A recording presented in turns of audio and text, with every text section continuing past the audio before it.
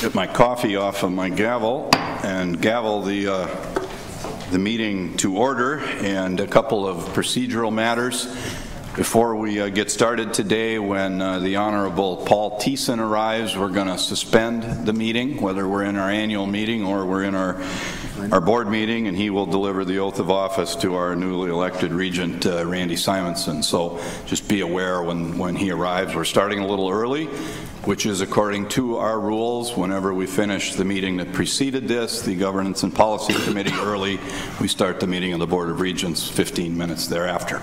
So that's why you see us bright and shiny and ready to go this morning ahead of our 9 o'clock hour. So now I'm going to call to order the annual meeting of the Board of Regents, not the Board of Regents meeting for this month, but the annual meeting which we hold every year this month according to our bylaws. And in your docket you'll find the proposed board meeting dates for 2018-19, which is our only item of scheduled business for the annual meeting.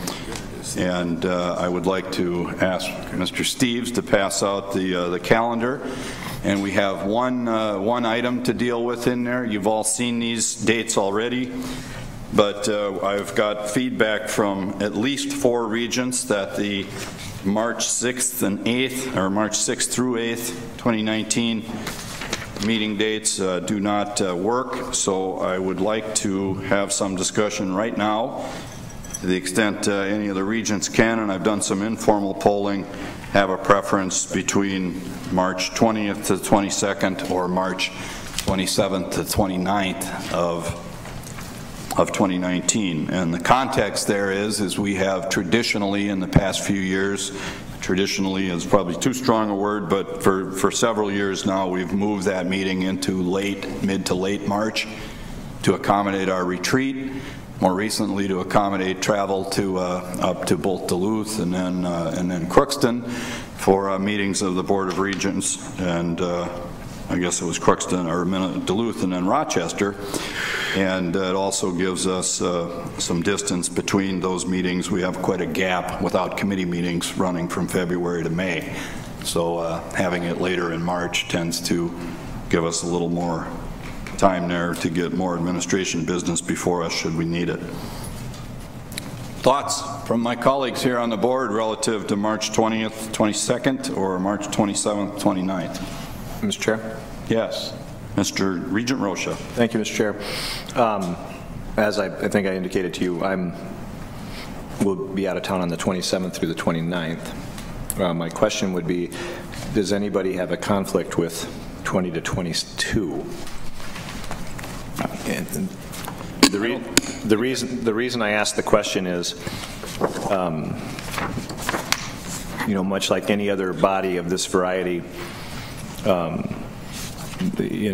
frankly, I may have a conflict with 6 to 8, but I'm much more comfortable with having that challenge than I would by having it moved to a conflict that institutionally, for, I'm guessing, decades, if not since the beginning of the university's history, it's been the second Friday and preceding Thursday for board meetings.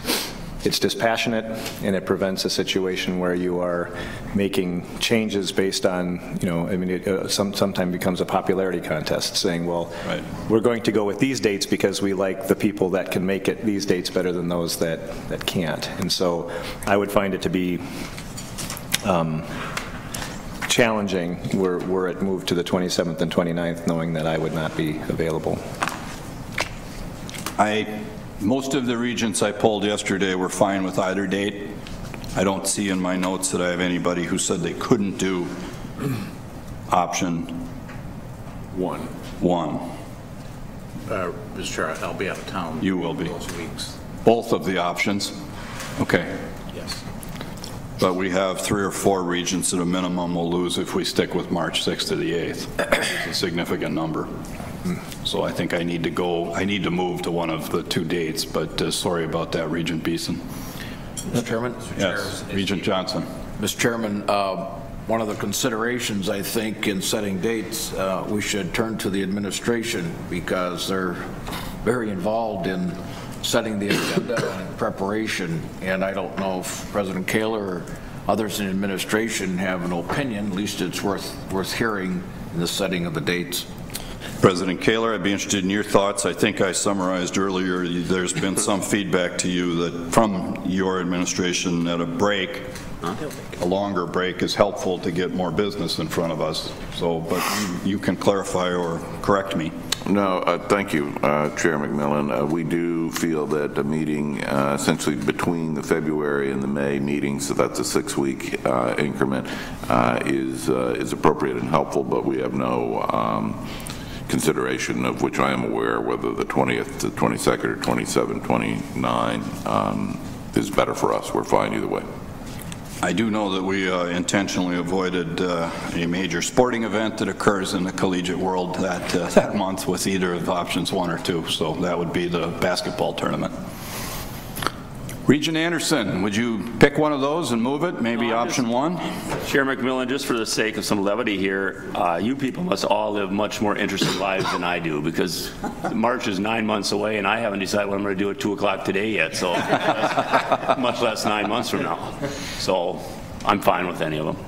Regent Swigum. Mr. Chairman, may I ask Regent Beeson if he will be in a position where he'll be able to call in either of those weeks? Does it make a difference where you can call in the conference line? Yeah, I'm not sure I would be able, maybe not, I don't know. And that would be in either week? Mr. Chairman, when is spring break? Regent Omari. When is spring break? That is an excellent question, Regent Omari, and what you see me trying to do is look it up. Perhaps someone in the audience actually knows. I asked for 2 reasons. One, in an effort to be transparent and have students here, or being able to participate, I think is important. And then 2, I imagine that lots of faculty and staff take spring break as an opportunity to perhaps travel or take vacations. So if either of these falls on spring break, I would suggest not doing that week. But my guess is that it's actually the 2nd week. Yeah, 12 to Spring break start 19. 18. All right. So the 20th through 22nd would fall on spring break?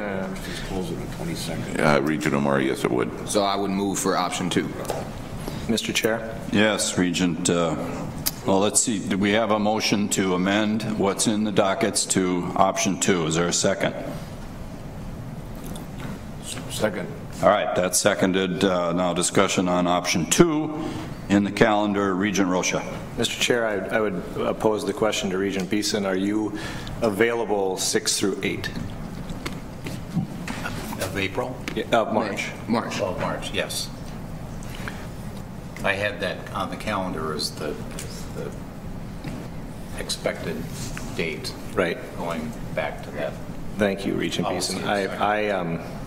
Along with the fact that I will not be here for option 2 and will not be available by phone, at least without sort of destroying the purpose for which I would be out of town, I would strongly oppose option 2. And I do not support option 1 either, to the extent that my colleague Regent Beeson would not be available, and this is why precisely if you stay with the rule, then we don't have these kinds of debates. And I would actually strongly encourage the board to restore the fixed dates so that it is impartial to all members currently and in the future. So when you are elected to this board, you understand that board meetings are the 2nd Friday and preceding Thursday. And in the event that becomes a problem, or as you are establishing your personal schedule over that period, you will know that. Which, Regent Rocha, thank you, is exactly how we landed on the agenda that was distributed, and then the feedback that came in suggested we could lose up to a third or a quarter of the board as a result of that. But we have moved, we can always amend this calendar later too, so I don't know that Regent Swigum, and I think I saw Regent Hsu. I think we should make a decision today, because people make plans in their life sometimes in advance of 2 o'clock in the afternoon. They do that. Regent Rocha, the only reason that I would be concerned about the March 6th date, which the law or the rules, bylaws say we should have, is that last year that was not the case. My first year on the board, we, I think, met the 3rd or 4th weekend in March. I know Regent Powell and I had a conflict already. We tried to change it, and we were told we couldn't change it because of the difference between the February and the April dates were important to be midway in between. And upon that precedence, that's why maybe we made plans for March 6th this year. You know, I know what the rule says, but the precedence of the first of last year anyway was that it would be in the middle of the year and the middle of the month. Regent Swigum, I'm willing to change to March 6th. I think that Regent Rocha is correct. We need to make a decision. We got to stick with it, and following the rule is probably the best thing to do, and we know that in the future anyway.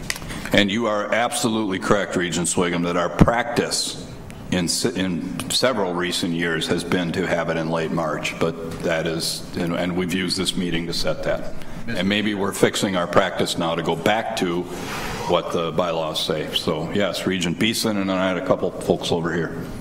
Well, I've seen boards, Mr. Chair, where they schedule it 2 years in advance, and that would be the other way to do this, rather than, you know, because people's travel plans get made months and months or a year overseas. Yes, thank you, and I believe this is one of those items that we just finished talking about in our bylaws this morning, and as the committee tackles that, this would perhaps be the place. My proposal, knowing we have a motion in front of us that's been seconded, would either be to have that motion withdrawn or we can vote on it. But my proposal would be to simply adopt the schedule as it was originally in your docket materials, not adopt option 1 or 2 at this time. And board leadership will work with Mr. Steves and everybody to see how many regents we're actually going to lose and what alternatives we can do. If we get into 19 and we need to move the meeting date, we can still do that. We can move it up to a month before. Mr. Chairman, I'll remove my motion because I don't really care that much. All right. Regent Hsu, and then we're going to move on and wrap up our annual meeting. All right, so I was just going to point out that we have the wrong year in the 8th meeting. It should be the 19th. 2 of them, December. Oh, yeah, you're right. Yep. All right, so we'll correct. And I understand that our judge has arrived too. So could I get a motion then to adopt the schedule as originally written with the 8 meeting dates, deleting options 1 and 2 and addressing the date corrections? So moved. Second. All in favor? Aye. Oh. It's been adopted. Regent Johnson, some following comments? Well, there was a motion second, but no discussion. March 16th. We had, I think, adequate discussion around the amended. Mr. Chairman, I was just going to point out, and I know it's separation of church and state, but March 6th is Ash Wednesday. Very important day in the life of many people, and I was just going to put it before the board for consideration. Mr. Steves, I think you and I have some more work to do on the March meeting date, and we will gather input, but we have now adopted an official schedule that complies with our bylaws. You will hear, I will welcome input off the record from all of you about the correct meeting date. I also know we have another election, a joint convention coming up, and obviously new members coming, and who knows where we'll be next year. So thank you for that. Thank you for the input, and our annual meeting is adjourned, and that brings us back to the regular meeting of the board for the month of June 2018, and I'm going to suspend the meeting for the time being while we ask the Honorable Paul Thiessen to join us.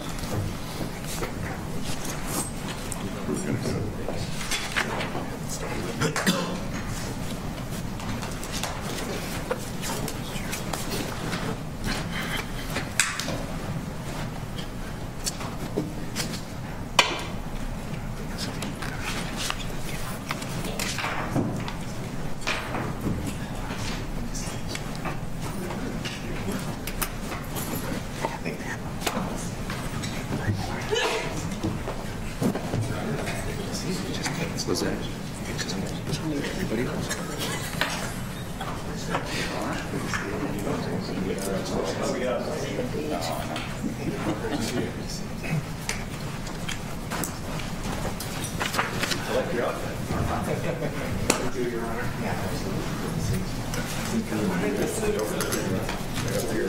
Maggie.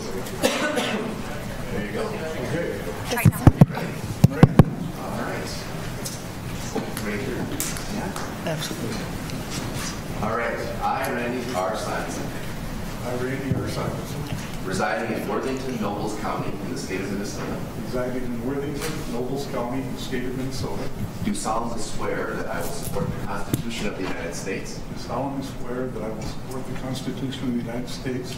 And the Constitution of the state of Minnesota. And the Constitution of the state of Minnesota. And will faithfully discharge the duties. Faithfully discharge the duty of the office of Regent of the University of Minnesota. Of the office of Regent of the University of Minnesota. To the best of my judgment and ability. To the best of my judgment and ability. So help me God. So help me God. Congratulations. Thank you, Your Honor. You're welcome.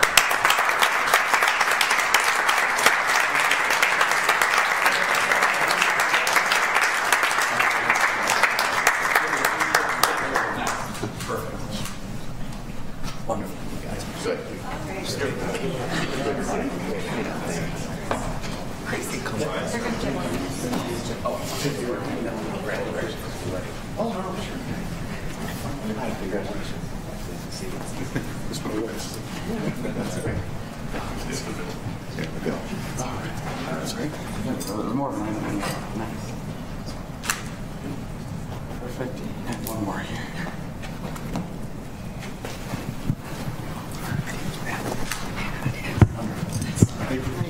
Absolutely. Have a good day. Thank you. Good day. See you later.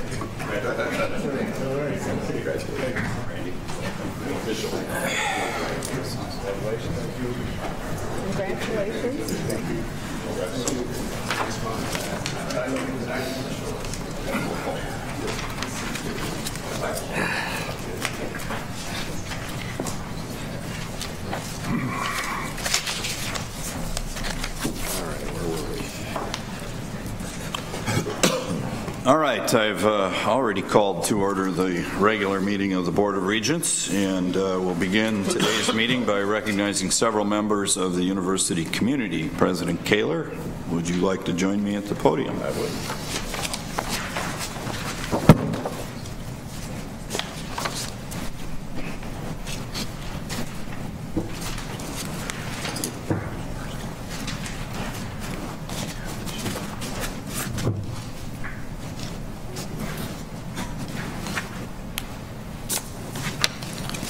Well, this is a great, is that on? All right. Great opportunity to recognize a critical part of our joint governance process, our shared governance process that we often think of as involving critically the faculty, but another piece of shared governance is the student input.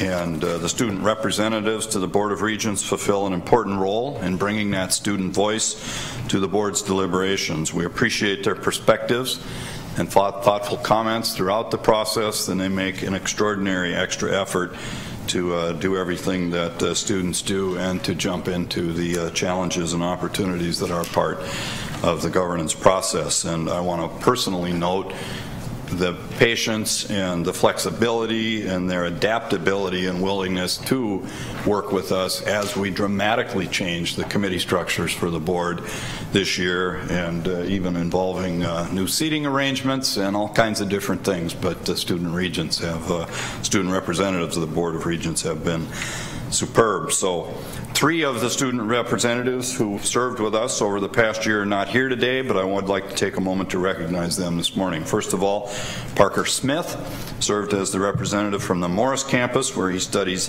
history and political science. Lauren Anderson completed her 2nd term as a student representative from the Rochester campus. I know I saw Lauren yesterday, but she had to leave again. Lauren will be continuing in the health sciences program at UMR next semester and plans to graduate in December, and then will be applying to medical school.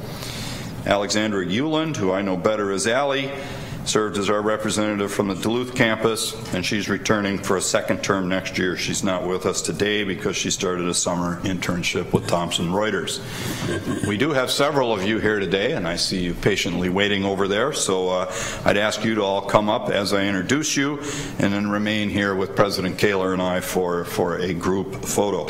First of all, Sean Chen, a doctoral candidate in chemistry. He is elected to serve as the president of the Council of Graduate Students next year while he continues his research in chemical sensors. That's something you know a little bit about, President Kaler. Marta Dean just completed her 3rd year at the University of Minnesota Crookston, where she is studying agricultural business.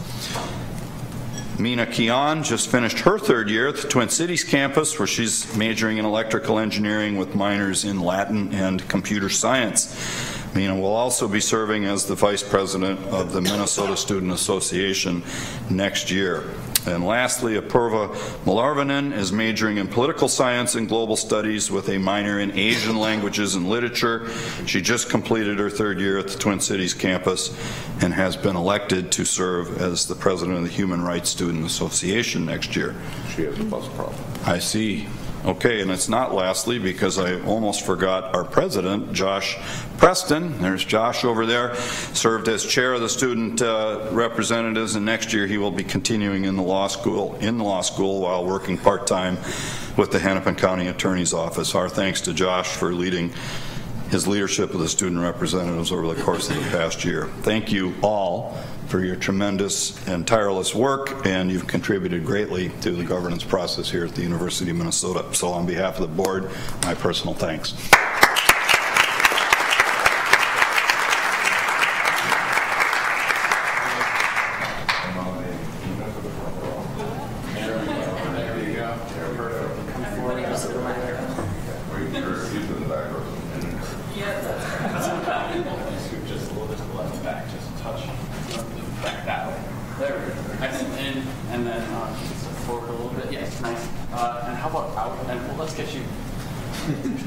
Put this shoulder back. This shoulder back there. There we go. Like so, like fit it in there. There we go. Nice. Nice. Okay. Nice. And 1, 2, 3. That is a squeaky toy. 1, 2, 3. Very good. There goes the head of the Regents. Thank you. But I get back around.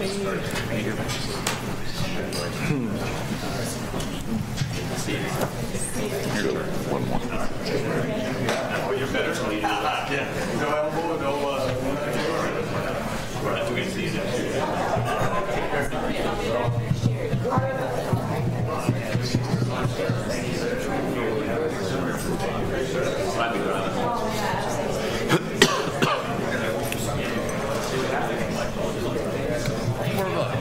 Oh, you're here in time.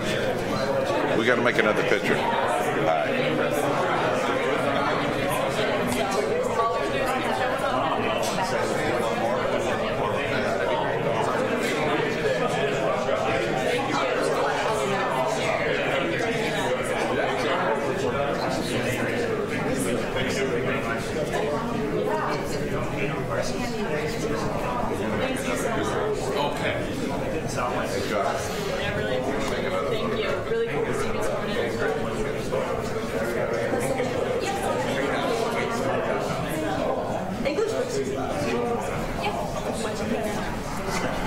Thank you, sir.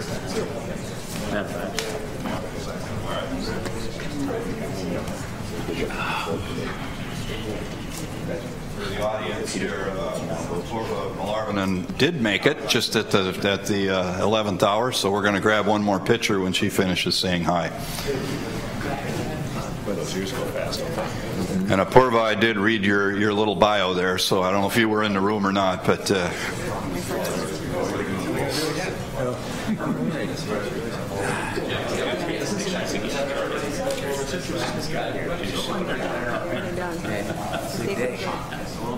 She was out of breath. And a little bit back that way. Start bringing and then an extra one for you here. Hold on. It's going to cost me doing it. Yes, just like so. Excellent. All right, and here we are. 1, 2, you have that. 1 second. Got all the faces in. One more. 1, 2, 3. Good. All right. Yeah. When I ran all four that came through our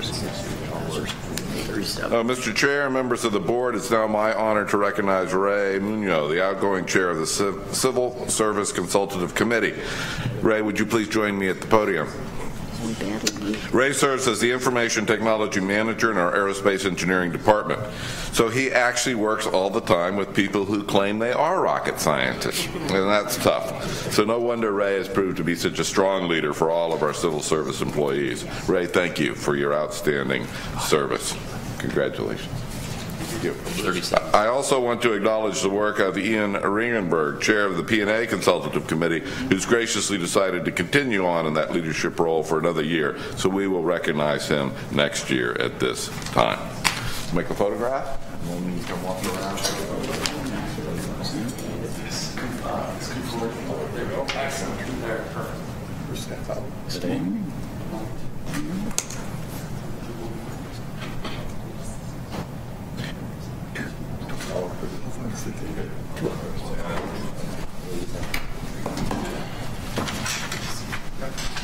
Congratulations.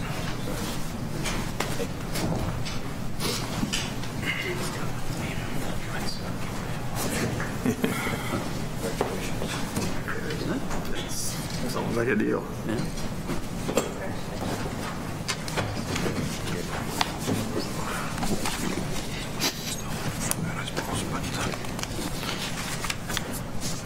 All right, I would entertain, if anyone is so ready, to move approval of the minutes from our meetings, the previous meetings that were in your materials. So move. Second. Discussion? All in favor? Aye. Opposed? Very good. That brings us to your report, President Kaler. Thank you, Mr. Chair. Another academic year has ended, a year with clear system-wide focus and with system-wide achievements. And to me, that's what made 2017-18 exceptional and forward-looking for all of the campuses of the University of Minnesota. Let's begin in Crookston, where many of us visited to officially inaugurate Chancellor Mary Holtz-Claus in April. There, we see a real commitment to a system-wide research approach. Huge strides have been made this year to expand and upgrade much-needed faculty and undergraduate research space at UMC. Up to now, the Crookston campus has had precious little dedicated research lab space, even with its steadily growing number of faculty members who are eager to conduct research. Last summer, at the start of this academic year, the university's Office of the Vice President for Research awarded a matching grant to help establish Crookston's Center for Collaborative Research in an old, underutilized campus space. This grant supported the establishment of UMC's first centralized, self-contained lab capable of supporting the research needs of faculty and undergrad students in the Agriculture and Natural Resources Department, the Math, Science, and Technology Department, and at the Northwest Research and Outreach Center. The new CCR lab space is poised to open this summer and will initially support 2 major research projects. Then there are the investments in the recent bonding bill passed by the legislature and signed by Governor Dayton as part of the Greater Minnesota Academic Renewal. That support will further increase research space at UMC. Meanwhile, at UMD, we have seen soaring interest in enrollment, and that is very good news. During the 2018 calendar year, Duluth's Office of Admissions hosted more than 18,000 visitors, which was about an 8% increase compared to 2017. No wonder then that for the fall of 2018, we're expecting to surpass 10,000 undergraduate applicants for the first time, and that is really good news for Chancellor Black and all of our colleagues in Duluth. And of course, nationally and internationally, UMD has been a big winner. Globally, as I mentioned last month, and it's worth mentioning again, UMD's Labovitz School of Business and Economics Financial Markets team won the Chartered Financial Analysts Institute Research Challenge, national title, and represented the U.S. and Malaysia. And of course, you may have heard that nationally, the UMD men's hockey team won the NCAA championship, Regent McMillan. The UMD had a very solid year. What about Morris? Well, Morris continues its tradition as a living testament to the value of the liberal arts, the importance of a well-rounded education, and the relevance of the humanities in today's workplaces. A real highlight of the 2017-18 academic year, besides the inauguration of Chancellor Michelle Bear, of course, was UMM winning a $1.2 million Ronald E. McNair Post-Baccalaureate Achievement Program grant from the U.S. Department of Education. The grant will fully fund Morris's McNair project, which will provide eligible students with an effective preparation for doctoral studies as they seek to obtain the PhD or EDD degree through the year 2022. Morris's McNair project will prepare cohorts of low-income, first-generation students and students from groups underrepresented in graduate education for doctoral studies. It will expand funded undergraduate research, enhance Morris's deep culture of support for students, and provide critical early support for incoming Morris students. The goal is to retain more students to the bachelor's degree and help Morris in the very long term by preparing underrepresented faculty members. Remember, more than 1/3 of Morris's degree-seeking students are McNair eligible. 28% are American Indian and students of color, and 41% are first-generation college students. At Morris, 51% of students participate in undergraduate research with a faculty member, and about 25% of our Morris students plan on pursuing advanced degrees.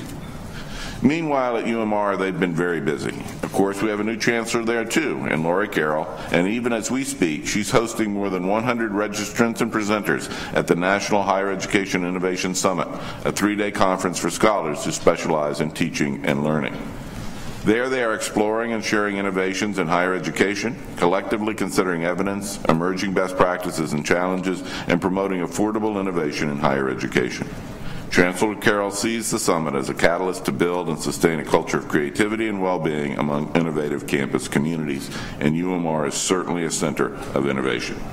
I think all of these stories and accomplishments demonstrate the power and utility of our ongoing system-wide strategic planning work, which we'll be hearing more about later today and in the months to come.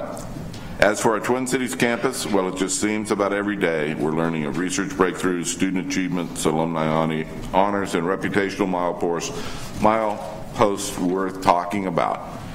For example, in the past month, the Center for World University Rankings listed us among the top 35 universities amongst more than 1,000 in the world, and among the top 10 comprehensive public universities in the United States. Our alumnus, Earl Lewis, retired as president of the Andrew W. Mellon Foundation, and we learned our Department of History received a $300,000 grant in Dr. Lewis's honor to help diversify the next generation of scholars in African American, Native American, and immigration history. And our exciting Medical Discovery Team initiative in our medical school launched a new institute on the biology of aging and metabolism. I think we are all interested in that. As for all of our students on our Twin Cities campus and across the system, this academic year once again adds up to a remarkable impact on our state, culturally and economically. Of our nearly 16,000 graduates at all levels across our system, this university creates on an annual basis about $189 million of increased earning power for our graduates over those who have only high school degrees.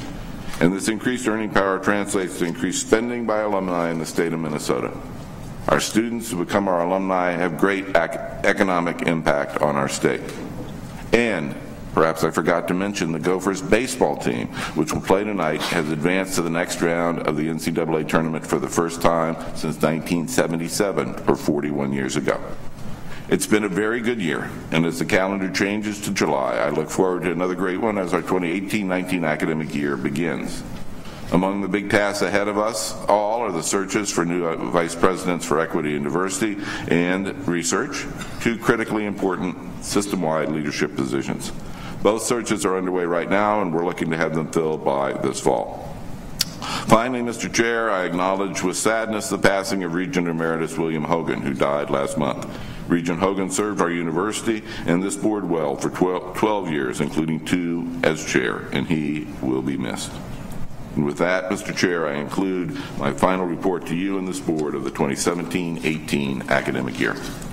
Thank you, President Kaler. And I'll note that we had a wonderful opportunity to connect socially last night with all of the Regents Emeriti who were in town and able to make it. And thanks to you and Karen for hosting us. I'll keep my remarks brief this morning. We have a lot of business before us, and our June meeting, as President Kaler just noted, marks the end of the academic year and a conclusion to the board work plans we established last summer. Reflecting back, we've done a lot of work, and I'm proud of our accomplishments. Soon we'll dive into developing priorities and work plans for 2018-19 in partnership with the administration. Last month, I announced the Presidential Performance Review Committee. I'm happy to report that Regent Abdul Omari will serve on that committee with Regent Powell and myself. We have not yet met, but our work is beginning, and we'll report back on that work at a later meeting.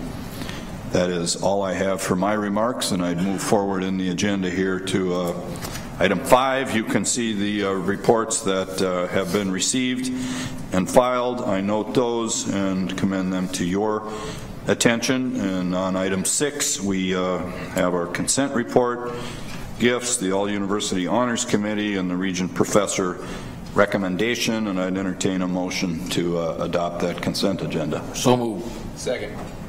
Any discussion? Hearing none, all in favor? Aye. Opposed? Very good. And we're on to item 7, and that is the very important work and report of our Faculty Consultative Committee, and I'd welcome Professor Joe Constant to come forward and deliver that report to us.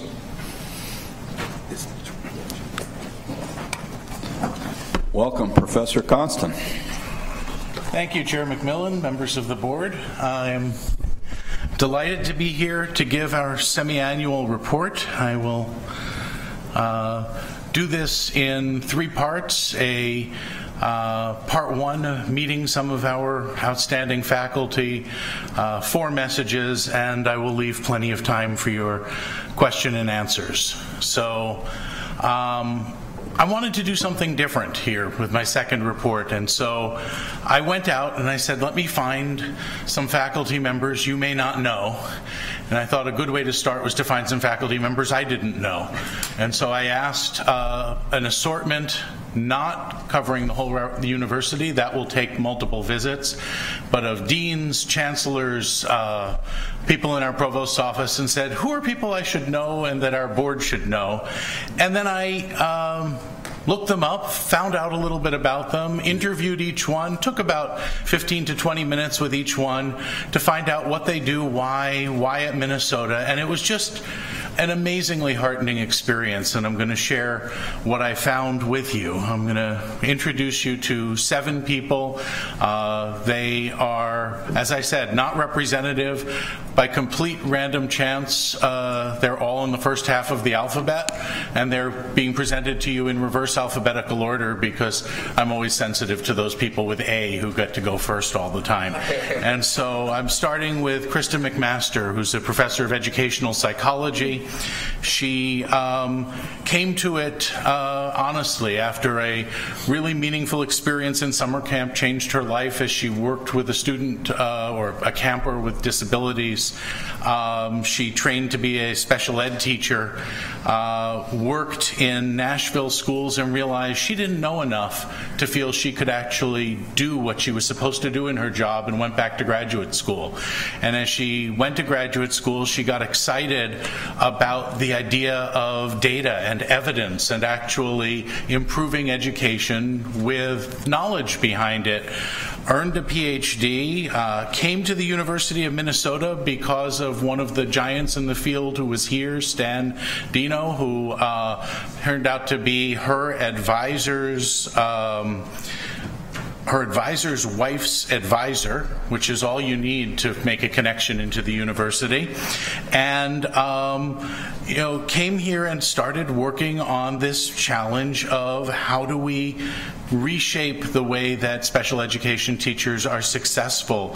And she's running large-scale scientific randomized control trials on individualized instruction across 2 states, making not only a difference in what we advise people as to when do you provide different types of support, when do you keep people in the mainstream classroom and pull them out, but also what are the tools we have to give teachers to support that. Second, Nabil Matar, a professor of English, but also working in our history and religious studies programs, who's an expert on the relationship between the Islamic Mediterranean and Britain, Western Europe, and the U.S. He sent me this picture because he was proud of, after 25 years of work in this field, much of them at the University of Minnesota, he was recognized by the Kuwait Foundation and given an award presented by the Emir of Kuwait, selected by the foundation, for the impact of his work on documenting the different perspectives on history that come from that part of the world. he actually said to me that he knew he had started to make a difference when he realized that copies of his books were being pirated, not only in English but in Arabic. And when I talked with him, I started to realize how important it is to have somebody at a time when we're struggling worldwide and here in Minnesota with communities that came from different narratives, and how do we understand them, to have somebody who has written volumes, and in this case trilogies, on what is that relationship and how do people see that shared history very differently from different perspectives. It's amazing. And the other thing that was just really encouraging talking with him was how everything came back to students. He could trace the books that went back to student questions he got in classes. His proudest thing was how he brings forward issues that really annoy students, and from annoying them he starts to challenge them, and from challenging them they start to think harder and occasionally turn around and come back and challenge him, which is just a wonderful thing. Allison Hoxie, an assistant professor of mechanical engineering on our Duluth campus, an alumnus or alumna of our UMTC campus, and an expert in energy, environment, fluid dynamics. I'll be honest, I didn't know we had experts in atomization, or what other people would say, spray nozzles. And I didn't actually know why anybody would do that, but after 15 minutes with her and understanding that she's developed, patented, transitioning into industrial use, these nozzles that use half the air, half the power, and lead to more efficient biofuels combustion, all because she started with a passion for how are we going to have sustainable energy, and now is doing these amazing things. That there are folks who are talking about how do we use this stuff for drug coatings, for putting chocolate on cookies, which frankly I think is more important to me than drug coatings, but I'm getting older, that may change. And she's also out there in the community working with the city of Duluth on sustainable power. How do you have microcells that stop losing power during storms when you might have problems with water treatment, and with the energy companies in the area. Melissa Geller. It seems like any time you go through what do we do here, it hurts if you don't have somebody who's going to in some way or another get rid of cancer, and so I was lucky to find somebody who's doing just that. She directs our division of gynecologic oncology. She has been leading a set of clinical trials on these NK cells, which I then had to look up. They're called natural killer cells. If you know the biology, these are lymphocytes that right now are being derived from bone marrow, that if you transplant them into a number of women with ovarian cancer, are having amazingly promising results. Some subjects going for years without recurrence of the cancer, and this is a population that had a diagnosis that was thought of as not just fatal but fatal soon. And when I talked with her, what was amazing is she could do this anywhere. She stays here because she had magnificent mentors and now has amazing colleagues and a feeling of teamwork and just a tremendous pride in our cancer center. Michael Garwood, a physicist who I heard of from Dr. Tolar from our medical school, who said, this guy's doing amazing medical stuff, but he's a physicist. And what he's doing is creating small portable imaging devices, MRI devices. He started by saying, 90% of the population of the world doesn't have access to nearby MRI. Now, a lot of that population is in Africa and Asia and Latin America. A lot of that population is in rural America, that there's just no MRI machine there. And he's working with an interdisciplinary team, mostly graduate students, some of them in physics, some of them in radiology. And we have this device that he's developing that's sort of like a bucket you can put over your head. And honestly, I was speculating that if I could bring in a prototype and put it over the head of each of you as we were going, I could tell whether you were excited by the measuring neuron run activity or the rural America or just the $10 million grant, and then I'd know how to pitch it to each of you as we were going forward. He could tell you much better than I could all of the amazing things that this kind of imaging does, but really the key thing is this is the best tool we have for diagnosing problems in the brain. And because he's here, he's working with experts on trials, clinical trials, preclinical trials, on everything from lung cancer and brain cancer to Parkinson's disease and MS, because he has the ability to bring his physics together with a medical school. Emily Garter, who is another Duluthian and an associate professor of sociology/anthropology, is passionate about women and our justice system, and that has led her to become a leader nationally in restorative justice for domestic violence, where she's developed one of only 2 programs in the nation that's in Duluth, working with community members, volunteers, to build restorative justice. She has found results in succeeding with high-risk men that had been previously written off as lost causes, helping victims who previously found isolation.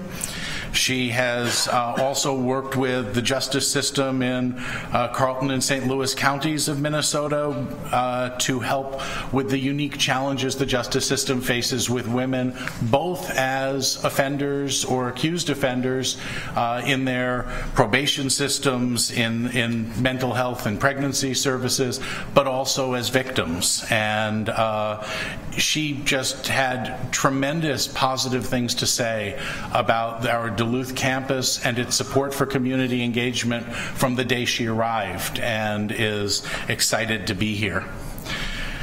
And last but not least, earliest in the alphabet, Christine Baumler, an associate professor of art and interdisciplinary art and social practice, which you may not know as much about as I didn't know about as we started.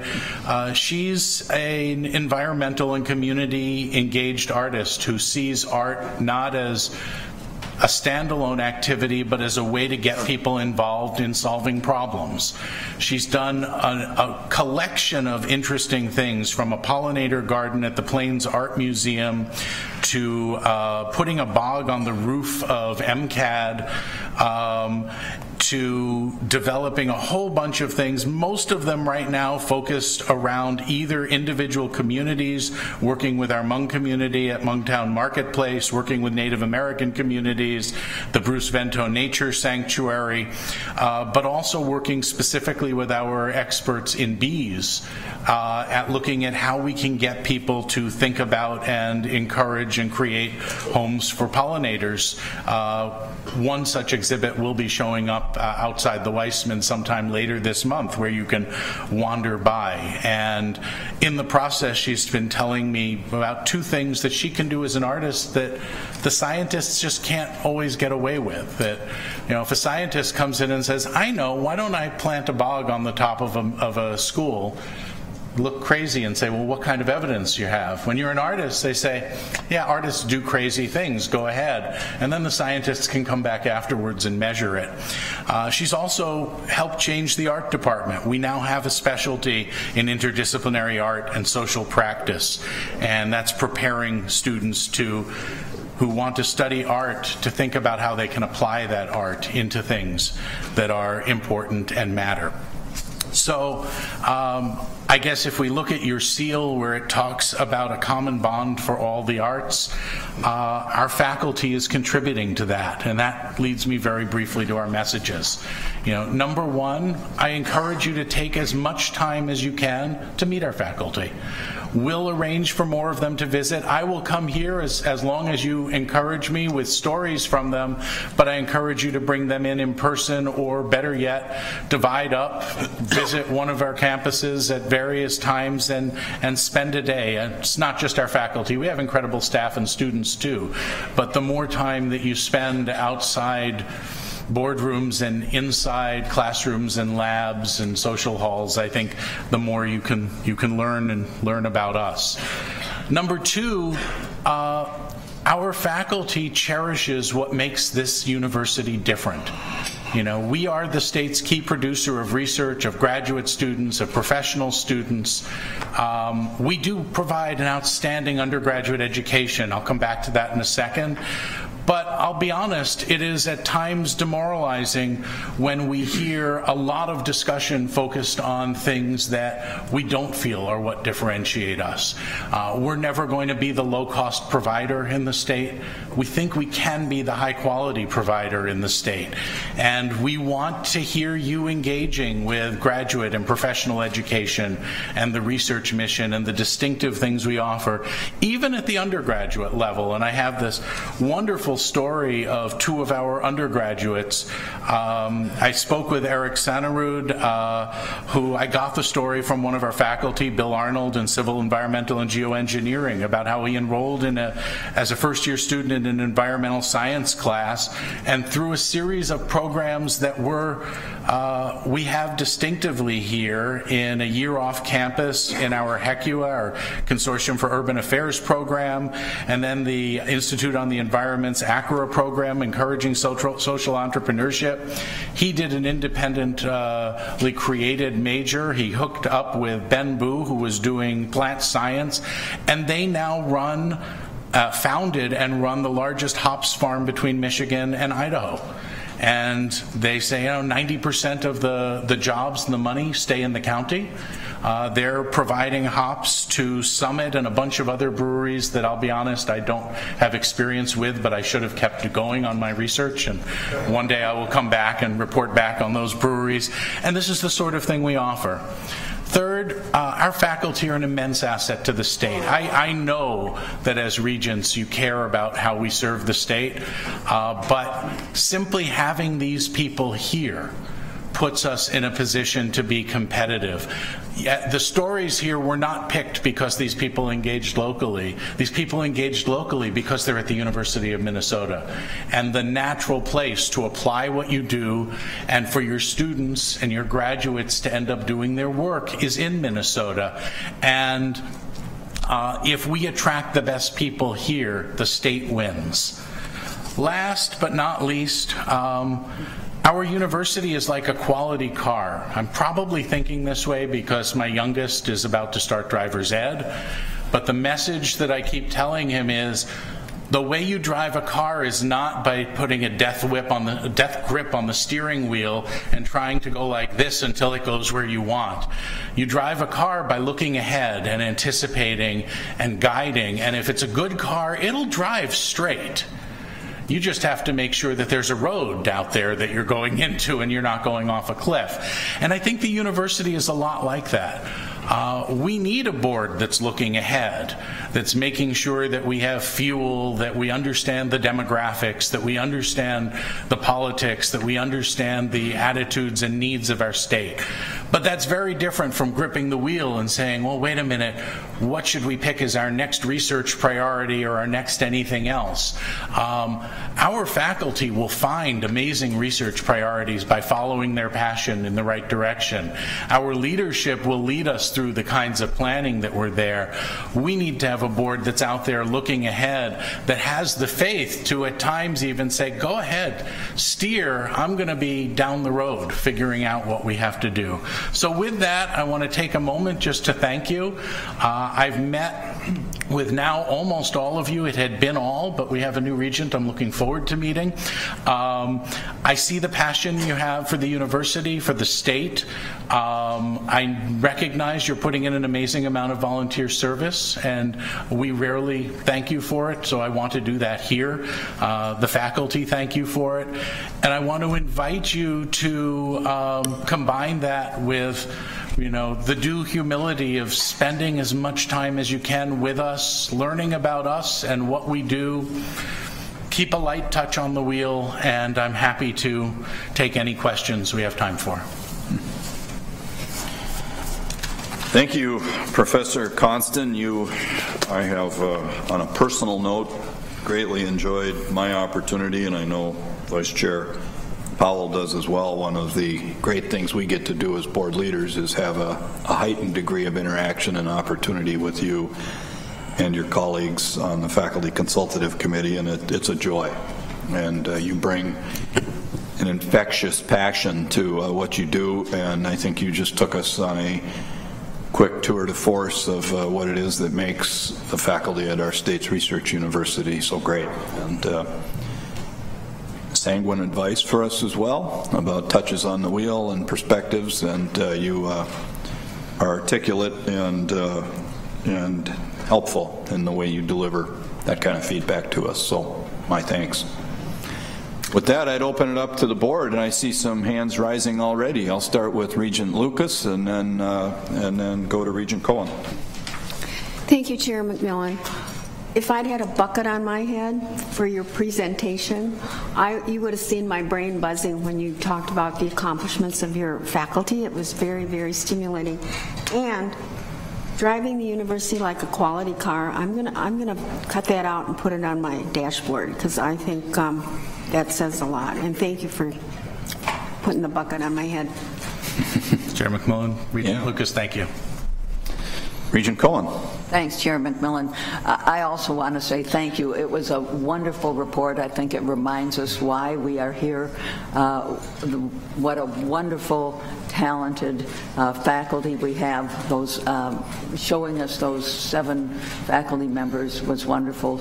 I want to thank you for all your hard work, and I too really appreciated your message of having a light hand on the wheel. I think it's something I will very much take to heart. Thank you. We're not giving you any opportunity to answer questions, just some thanks, but maybe Regent Rocha has a question for you. Thank you, Mr. Chair. Professor Constant, having this penchant for serving on unpaid boards throughout my life, I don't really have experience with quality cars, but I kind of understand the general metaphor. It was a wonderful presentation. I really liked the introduction to these faculty members. I'm sure I'm not alone on this board, and we spend so much time in these thick dockets full of data and all of this that we don't have a lot of opportunity to be reminded of the excellent work being done by thousands of people across these campuses. And so I appreciate that, and I would certainly encourage that as a continuation.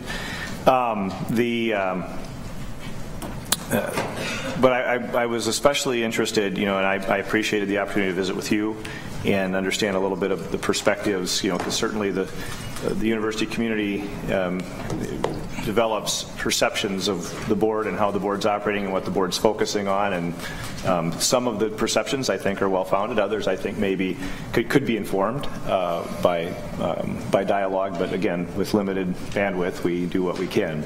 As you talk about, we could sort of torture the metaphor and say, well, you should at least have your hands on the wheel, and because most luxury cars, at least not yet, don't drive themselves. Yeah. But as we talk about that, it harkens back. You talked about.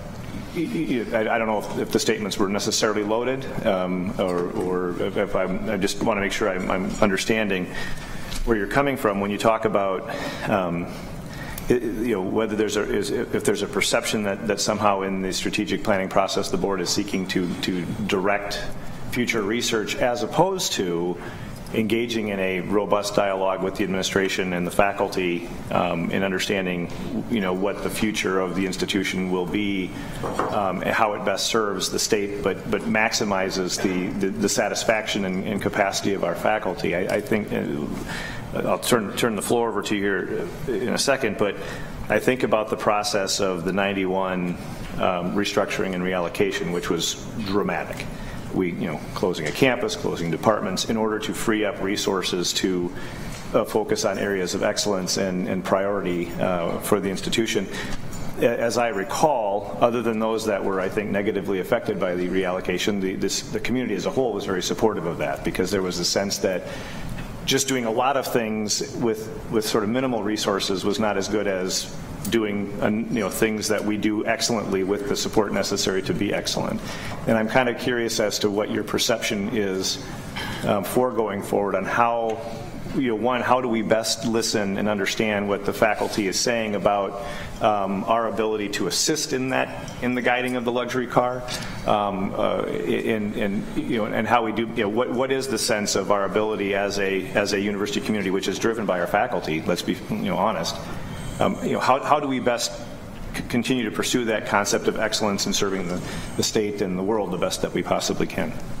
Professor Constant. Yes, Chair McMillan, Regent Rocha, I appreciate the question, and I'll give one specific example that I think reflects on that tension, and that was part of the strategic planning that was done on the Twin Cities campus, where it was a broad process, it was an inclusive process. I think the faculty were very excited about the idea of being a university and being a campus specifically where we were able to address the grand problems, the grand challenges of our age.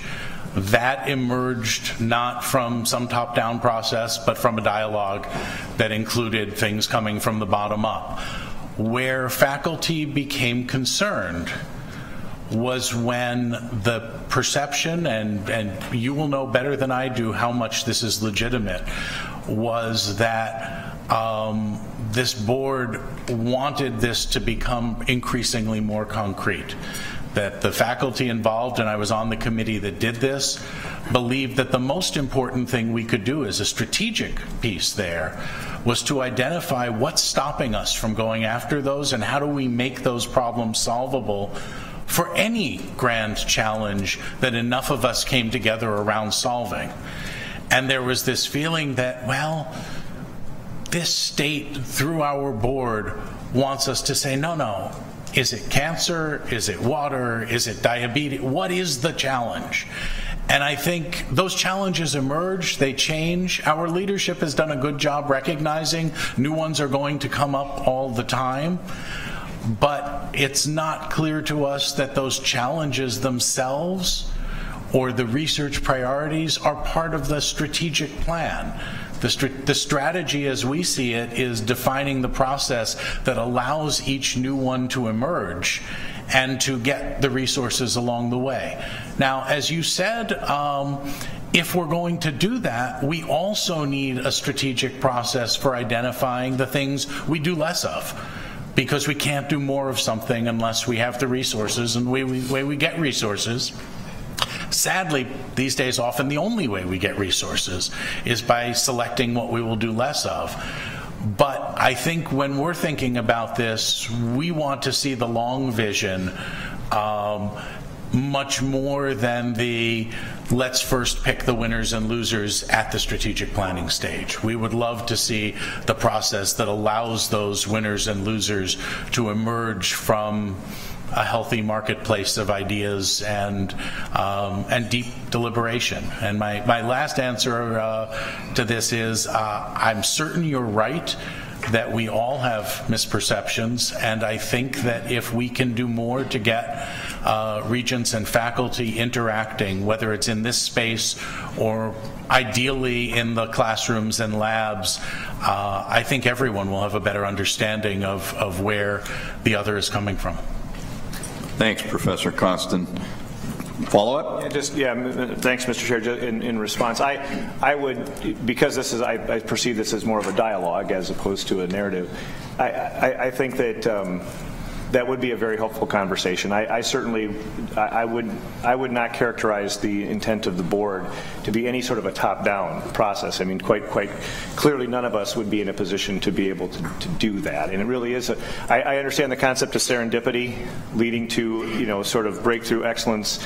There's obviously a balance between that and just pure flotsam jetsam. Let's just throw money out there and see if something develops. And so, I hope we can continue that dialogue through this process to be able to identify where it makes sense to identify areas of emphasis and where there are where we should be allowing percolation to kind of create the next level of discovery. So I appreciate your candor. Thank you. Thank you. Regent Powell. Thank you, Chair McMillan. I was just going to observe that the topic of exposure to individual faculty and the work that they're doing also came up in our lunch, the chair and vice chair lunch with the faculty senate. I think a couple members of that group just brought up the desire to share the work that they do with the board, and I think my thought would be very similar to what we just heard from Regent Rocha. We do get so absorbed in the governance activities and just sort of the grinded out stuff that we have to do that we just don't have enough opportunities to actually see that work, whether we do it today in the form that you had with just brief presentation and bios of key faculties, or actually bring people up for short opportunities to talk a bit about their work. I think there is a very strong desire on the part of the faculty to do that, and I think I would guess we would all welcome that. It's just a question of how do we squeeze it into the already packed agenda. Any feedback? Thank you, yes, whichever. All right, Regent Anderson, and then I've got Regent Johnson. I'll be very brief. It's just a comment, and I'll just say in reaction to Regent Powell, we got great faculty here, and it does behoove you to try to get out and see them. My wife gets mad at me because I always start up conversations with people, and if we're at the pizza restaurant on campus and somebody says, "Oh, I'm a faculty member," I say, "Oh, really? Where do you teach?" And they tell me their story. And they say, "Do you have children here?" And I said, "No, I actually serve on the board." And they'll say, "Hey, come to my class sometime. Come and see me." And I do take them up on that. I do take them up, and I think we got great faculty. So those opportunities are out there. I'll tell you, we got great faculty. I want to tell Professor Constant in my conversations with you, as has been at one time, Professor Ropers-Hulman and Professor Campbell had your position. I had great rapport with them. What I love about you is how blunt you are, and I do like the narrative about steering the car down the road. I think our job as a board is we have to look at the financing trends on how we're being funded. We have to look at the market trends. We have to look at the student trends. We've got to drive that car down a very wide road and let the people who are here teach the students. So that's all I have. Thank you, Regent Anderson. Regent Johnson. Thank you, Mr. Chairman. Dr. Constant, thank you for your presentation and the work of the FCC. As former chair, we had a chance to meet with you, and it's one of the highlights of being in leadership, meeting with the faculty of this university. My comments center around challenges and opportunities. Let me illustrate. I'm absolutely 100% for academic freedom, for research, new ideas and thoughts, expansion of thought and mind. And what I'm getting at is when a university professor releases some kind of research that doesn't always meet with the, if you will, values of Minnesota. Let me illustrate. I know this professor, and he wrote a rather scathing report about ethanol in Minnesota. I know the gentleman, I respect him greatly, and the report came, and the members of the legislature, especially the rural members, found it to be quite offensive. And they would say, why should we support the University of Minnesota? So we have this gap, we have this gully of information and research. What I'm getting at is how can we begin to pull these ideas at the same time, not make our political leaders, if you will, upset or point their finger over here and say, what are those folks doing over there anyway? And it could be any number of disciplines, any number of areas. Again, academic freedom, research, go for it. But it doesn't always mesh with public opinion, so that the university is painted with some kind of brush like, boy, they're on an island by themselves. Does that make any sense to you, or how do you want to respond? Professor Constant. Yes, Chair McMillan, Regent Johnson. That may be the hardest question I get today.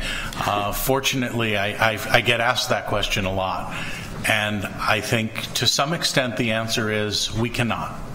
I know you are a person of faith. From my faith tradition, we have an obligation to speak truth to power.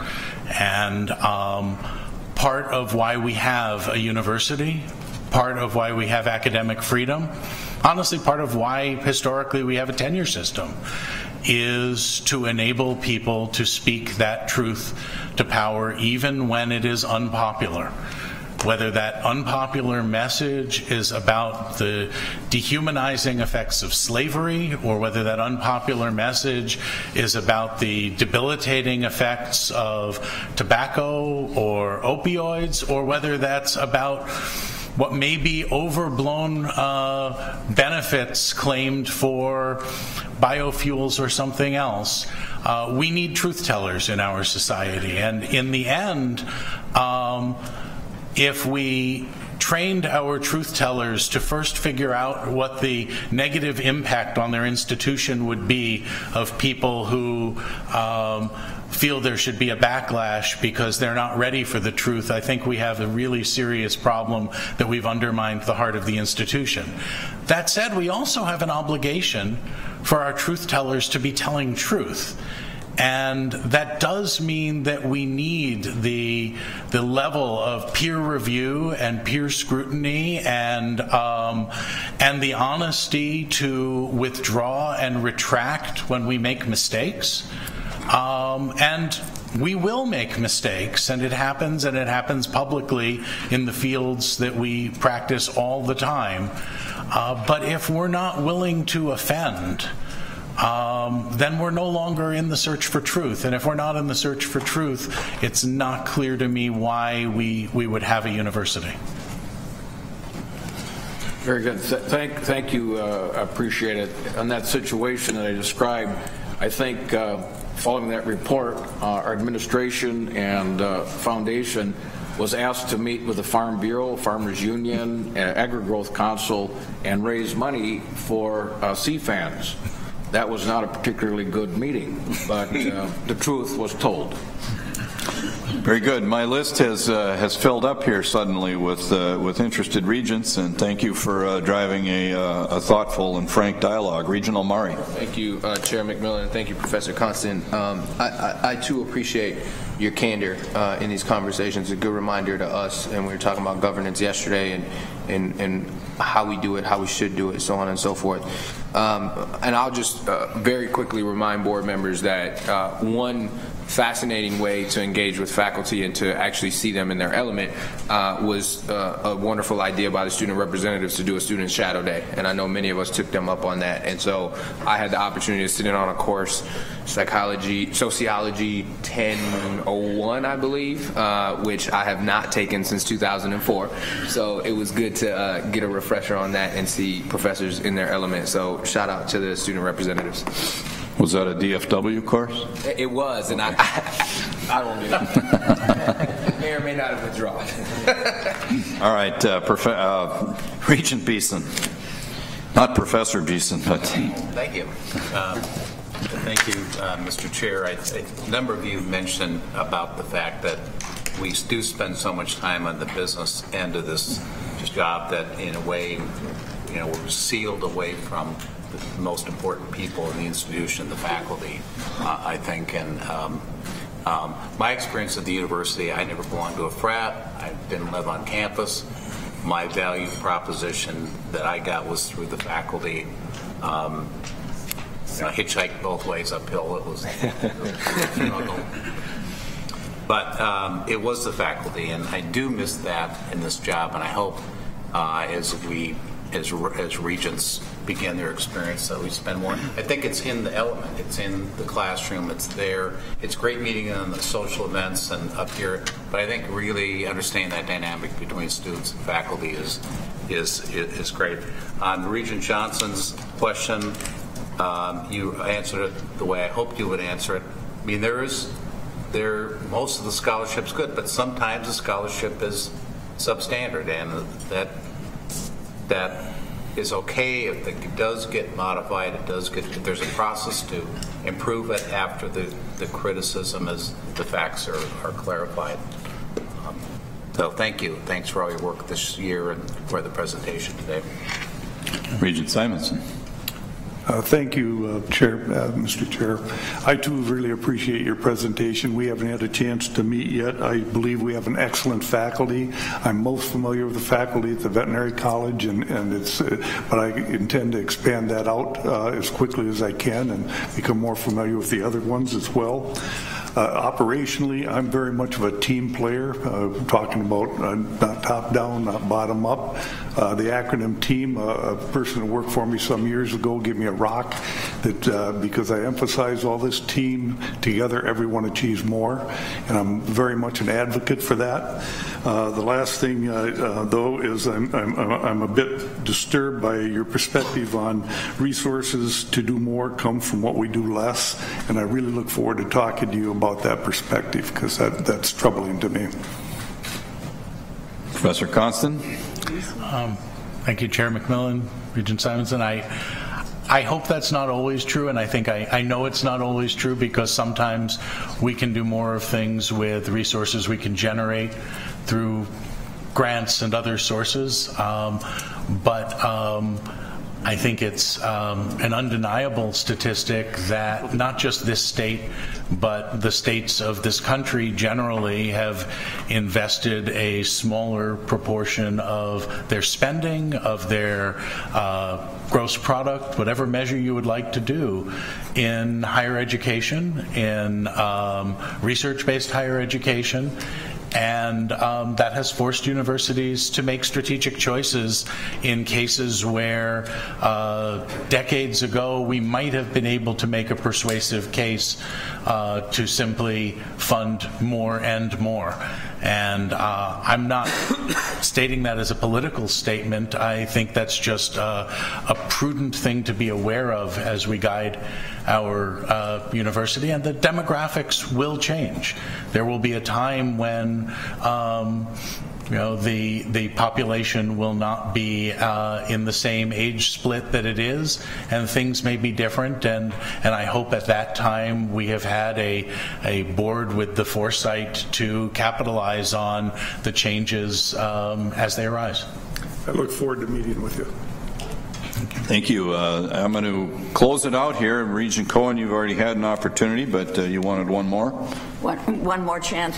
I was just going to remember back to a few years ago when the board would meet at Thursday lunches between committee meetings, and we often had faculty members, which I thought it was second best. You weren't in their element, but you were able to really have a conversation in depth, talking to faculty members about what they were doing.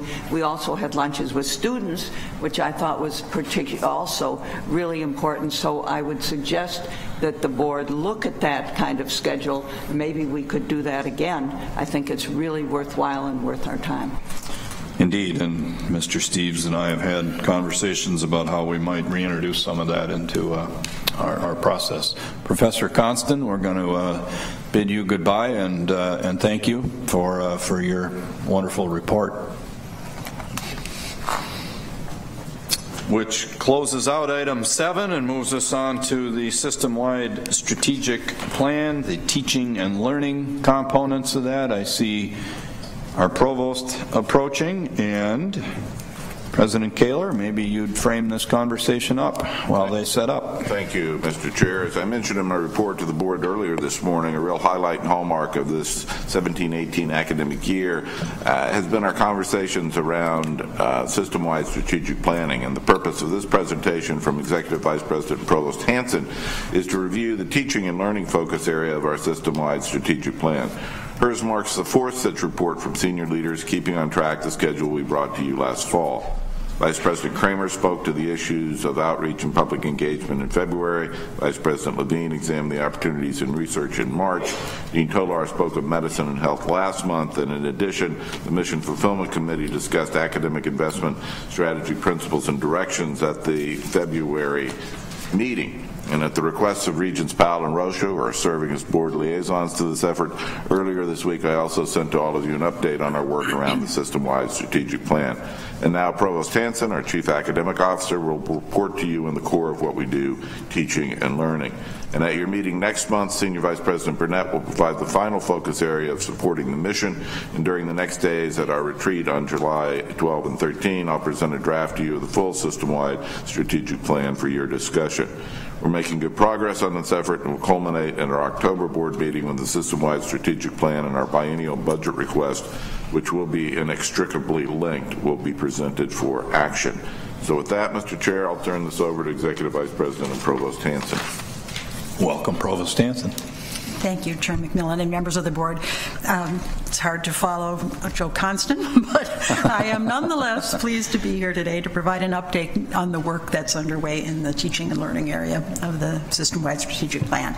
I'll first sketch a structure of the approach we're taking and then provide a preview of some of the actions that will be reflected in the final version of the strategic plan. I'd ask that you perhaps pay attention to the monitor there as opposed to your iPad, because we've added some elements to the slides, and the presentation will be clearer if you look at the monitors. First, I want to say that this is a collective effort. It's grounded on extensive consultation. The chancellors, vice chancellors, and others have come together on a number of occasions to talk about the opportunities that exist for us to advance the university by working more collaboratively as a system. And the work has been aided by conversations with state legislators and colleagues in the Minnesota state system. Let me also note that we've all understood that this system-level strategic planning informs but does not supplant annual campus planning and the various campus-level strategies that have been adopted or are in process. We have rather focused our attention on appropriate coordination and differentiation and looked for the areas of our operations where synergies or efficiencies can be achieved through a system approach. Nonetheless, as we identify ways to improve the way we work as a system, we've also seen opportunities to refine and improve our individual campus plans. In other words, we expect to be better individually and collectively by working together in several key areas. Before moving to the discussion of these specific areas, I'd like to make one final point about the scope of our work. At the University of Minnesota, we're rightly focused on serving the state of Minnesota. In doing so, we expect to have an effect on the world, and cannot ignore the effect that the world has on Minnesota and on our universities. I'm going to make a little analogy to make this, I hope, memorable. The Minnesotans have a strong sense of identity. We've divided into counties and congressional districts, and each has its own identity. But beyond these political and geographic distinctions, we are collectively the land of 10,000 lakes. Each of us is likely to have a special connection to a few particular bodies of water, perhaps a lake or river that we grew up swimming in or fishing on, but we also understand that each of these individual bodies of water is connected by rivers and streams and by human activity. On the darker side, problems in the water in one part of the state, pesticide runoff or zebra mussels, can easily come to affect lakes and rivers in another part. So we're tied together for good and ill by our waterways. Beyond that, the Mississippi River and Lake Superior link us inextricably to the waterways of the world. All parts of the state are connected by our lakes and rivers, and our lakes and rivers connect us to the world. So it is with the University of Minnesota. And just as the watershed system is interconnected and complex, so is the university. Every Minnesotan may have a favorite lake and a favorite campus or program. But we understand that to protect the quality of our local water, our favorite lake, we have to attend to the regional, national, and international factors that affect it. So it is with the university. To best serve Minnesota, we look to our individual campuses and their connections, but we also understand that they're our opportunities, and the elements that support, condition, or constrain our university's well-being do not lie wholly on one campus or wholly within our state borders. With that understanding, we've worked over the past months to determine where we can leverage the strengths of our 5 distinct campuses, linked as a system, in order to improve teaching and learning and best serve the state of Minnesota. Our discussions led to 7 opportunity areas. The first was enrollment management. This slide describes our vision, and you heard more specifics about this as it relates to undergraduate education during yesterday's progress update from the System Enrollment Management Task Force.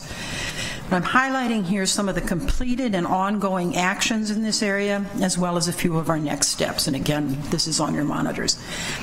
You had a robust discussion of this yesterday, so I'd just like to underscore today that the plan, in combination with the new System Enrollment Council that I'll be convening, promises to significantly strengthen working relationships across the campuses.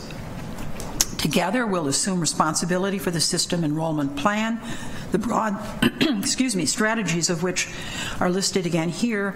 As noted yesterday, we'll continually review both out-year targets and the environmental factors that are affecting enrollments in each of our campuses and throughout the system. This has to include coming to terms with the realities of changing demographics. As we discussed, we'll be seeing fewer high school graduates in our area, and a greater proportion of those will be students of color, and more will be from families with more constrained financial resources. These changes will have ramifications for our enrollment and success goals. We'll likely find that recruitment of students is more costly, and we may need to develop even more robust support programs to retain students and ensure timely graduation. Enriched support will certainly require investment. Turning to an area crucial to meeting our enrollment goals, we have articulated the value proposition of the university, and we want to advance this. When a student graduates from any one of our campuses, they receive a University of Minnesota diploma. Although we have 5 distinct campuses, we are one university with one degree. And so we need to articulate to students, as well as to others across the state, what makes us special compared to, for example, the campuses that comprise the Minnesota State System, and in particular, what benefits result from our being a multi-campus system. I've listed some specific actions in this area here on this slide, but more broadly, we need to make clear how our status as the state's only land-grant and research university offers unique experiences to students. Our mission is described as having 3 pillars: research, teaching, and outreach. But these aren't siloed pillars of activity. Each informs and is informed by the other. We are distinct from the other colleges and universities in the state, not simply because we do research, but because that research informs our teaching. And in fact, our students are often deeply involved in research. And our outreach is not just service to the community. We engage with the public in partnerships comprising our faculty, staff, students, alumni, and local residents. These partnerships are in service to the education of our students and in service to the individual communities, in service to the state of Minnesota and beyond. We can make the case that working together as a system gives us an advantage, and we can also make the case that each campus offers distinct experiences. This gives prospective students many options to ensure they select a campus or campuses that will best fit their needs and goals. So, a few examples of our distinguishing characteristics. Crookston has required internships, and they're part of their experiential learning focus, which itself is a hallmark of that campus, as is their leadership in online learning. Duluth's location on Lake Superior positions that campus, literally, to conduct research that has an impact regionally as well as nationally and internationally, research that's deeply integrated with Duluth's teaching. The Morris campus has a national identity as a top public liberal arts college and is well known for its leadership in environmental sustainability work and its federal recognition as a Native American serving non-tribal institution. The Rochester campus's focus on the health professions and its location in the heart of downtown allow for strong partnerships with Mayo and alignment with the city's Destination Medical Center economic development project. The breadth of the Twin Cities campus makes it one of the world's most comprehensive institutions, one that's uniquely situated in a metro area that's the home of leading cultural institutions and that ranks first in the number of Fortune 500 companies per capita. Now, as we make plain the value of the University of Minnesota education, we need to address the value of an investment in that education. We need to advance publicly the value proposition of the University of Minnesota, particularly to the state, and we need to help our students and their families as they individually invest in education. We know this has high board interest. There are a number of things we've done and will do in this area, but it's important to underscore that the University of Minnesota does offer an affordable education, even as we commit ourselves to continued affordability. To the first point, a pricing analysis undertaken as part of the work for the system-wide undergraduate enrollment task force shows that Minnesota residents can receive a world-class education at one of the most affordable rates in the state of Minnesota. However, some prospective students who were admitted here are instead attending institutions with a higher cost of attendance. While these students may be choosing to enroll at other colleges for non-financial reasons, some of these students may have misconceptions about the actual cost of attendance. We have to work collectively to ensure that students are aware of the affordability of each University of Minnesota campus. And we do need to strengthen financial aid resources, particularly through philanthropy. And we'll also continue to work on financial aid packaging strategies that maximize the impact of those resources. Another key strategy area involves strengthening current and developing new pathways across our system and across Minnesota. Some of these pathways were discussed in yesterday's presentation. They fall primarily in 4 areas. One involves strengthened relationships with our Minnesota high schools. It's not just that we want Minnesota students to think of the U. We also want to be sure they have the preparation necessary to be successful at the U. It's true for all K through 12 students, and we need to be particularly attentive to historically marginalized populations in the state and the changing demographics of the state. A second pathway involves formal agreements with partner 2-year schools. These include specific 2+2 degree plans or formal relationships with streamlined pathways for transfer of credits from a state community college to a specific degree program at the University of Minnesota. A third pathway runs between select undergraduate programs across the system and into the university's professional degree programs. We have several examples already, such as VetMed's successful VetFast program, and we're exploring the possibility of similar system partnerships in a variety of other areas. And those have, sort of a double benefit. They often, produce more professionals, but they also produce more professionals who are distributed then throughout the state because they've often come from a different part of the state rather than the metro area. Finally, Vice Provost for Graduate Education, Scott Lanyon, is looking for Minnesota pathways to support diversity in graduate education, and I mean that as distinct from post-baccalaureate professional education. For example, we invest substantially and successfully at our Morris campus in undergraduate education for Native American students. We'd like to make sure that any of these Morris students who wish to go on to graduate study have fully considered programs at the University of Minnesota. So, we were planning collaboratively. This is a vision area that looks straightforward, but it's actually a bit tricky. It's a commitment to collaborative planning, but academic planning often begins with individual faculty members' expertise. This is going to be chiming in on some of the themes in Joe Constant's report. I'll say more about this at the end of this presentation, but for now let me emphasize that here we're talking about administrative cooperation at the college, campus, and university levels. We do have strong campus academic planning, but we have many opportunities to become much more collaborative in system-wide academic planning. The system-wide strategic framework produced by Steve Lemkool and Rebecca Roper-Solman noted that my office, as well as many other central administrative offices, research, finance and operations, institutional technology, institutional research, the registrar, have had system-wide responsibilities for decades. But our system-wide collaboration can be extended beyond our administrative offices and into the teaching and learning work of curriculum, faculty development, student academic support, and so on. That's an area where we haven't been as collaborative.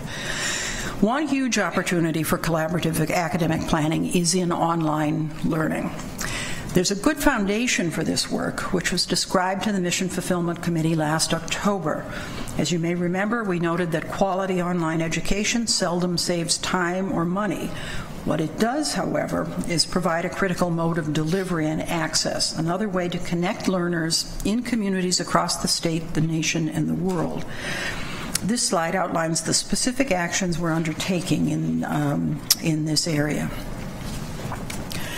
Our final strategic opportunity area concerns co-curricular education and the personal development of the student.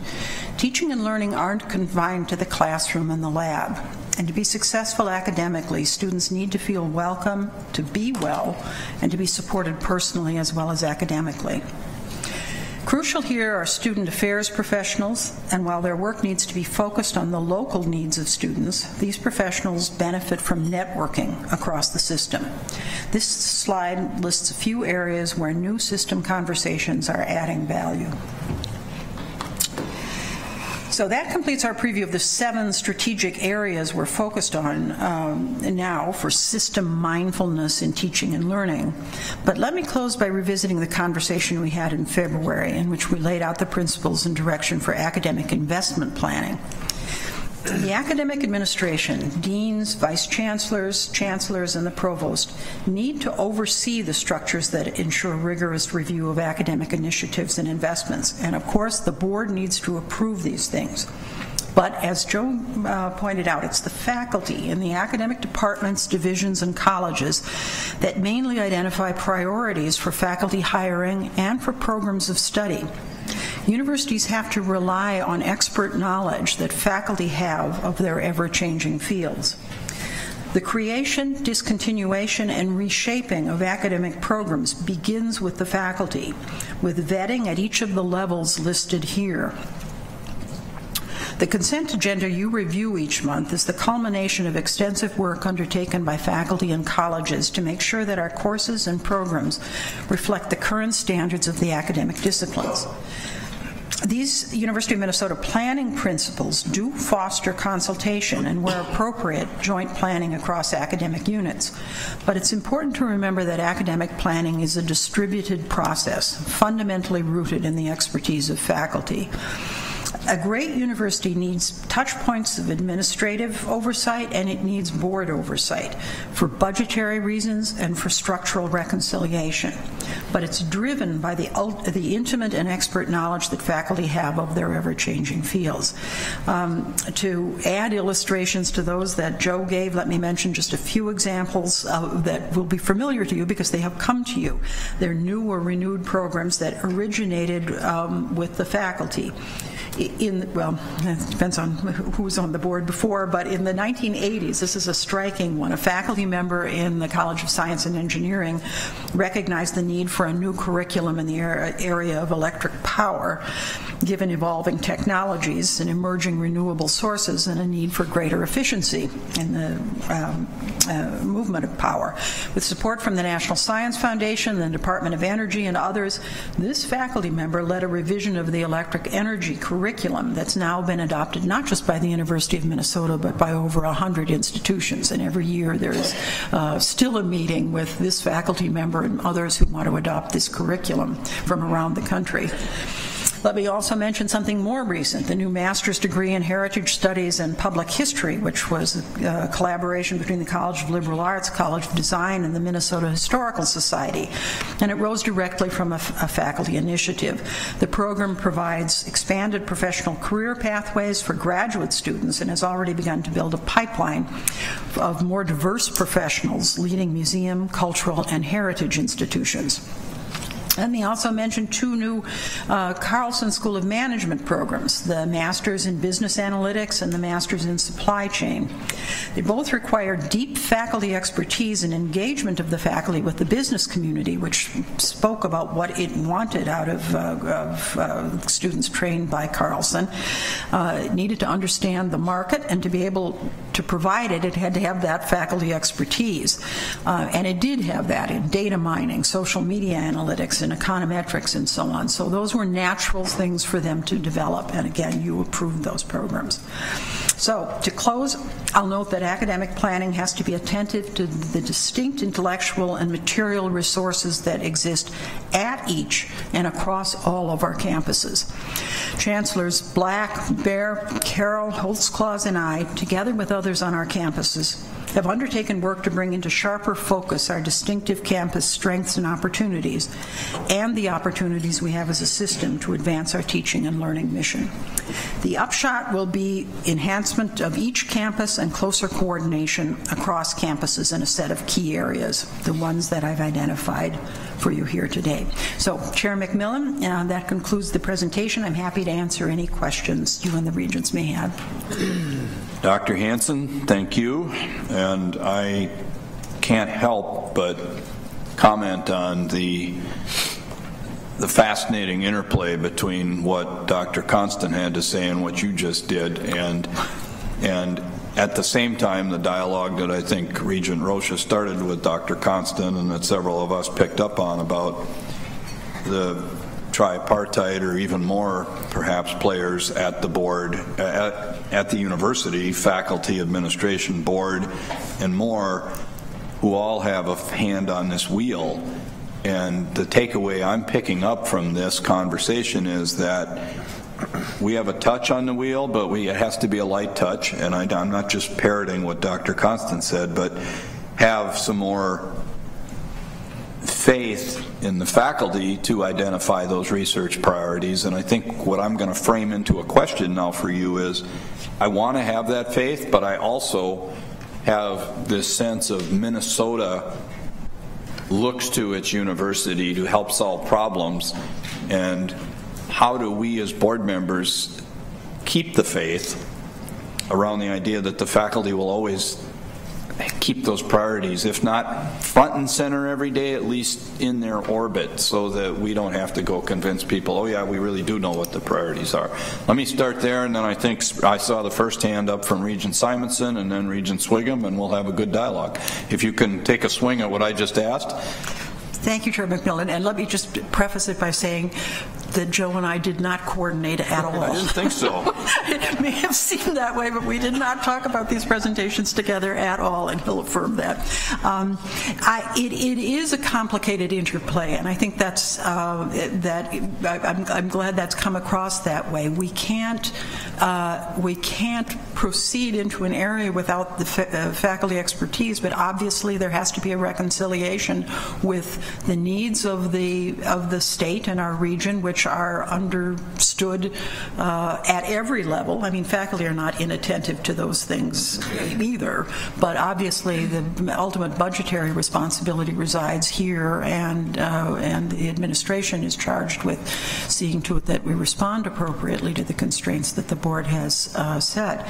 And so it is a matter of constant consultation. There's a intellectual drive that is developed out of the expertise that can only lie with the faculty, but then there's a responsiveness to the state that enters into the thinking, I think, of the university in a whole variety of ways. Again, part of it is that we are spread out across the straits, so we have a variety of touch points there, and we have, a different set of expertise at different levels. We have administrative expertise, and then we have governance expertise, and they all do make a difference in how these are shaped.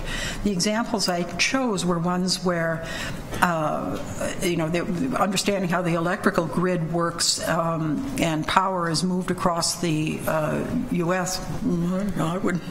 Obviously this is the faculty member in engineering who's going to be doing this, but society knows that this is an important issue and that things have changed over the course of decades, so that we need to be responsive as the research university training people in this area, and that's where Ned Moen came in. If we think about something like the cultural heritage effort underway through the cooperation of those three colleges. Part of that is related to the way in which we all understand that our state demographics are changing and that the responsibilities of cultural institutions and museums are changing. And so, you know, the faculty who are involved in issues of culture came forward with this proposal. It was also funded by, their work on it was funded by Mellon, and then they brought forward degree proposals to train people in Minnesota to do the work that was identified as worthy of investment by an outside foundation, and it will serve the state. And you folks approved that, those degree programs. Well, I thought that perhaps your selection of the electric power example was finely tuned to perk my ears, and I will say with all seriousness, after 30 years in that industry, the name Ned Mohan is extraordinarily well respected for the number of electrical engineers that learned from him and learned new ways. You know, for me, it was good enough to accept Ohm's law on theory, but power flows where it's going to flow. But Ned is a legend, really, in our industry. So great example and well timed with this region. Let me swing around here, and I believe Regent Simonson had a hand up very early here. So Regent Simonson.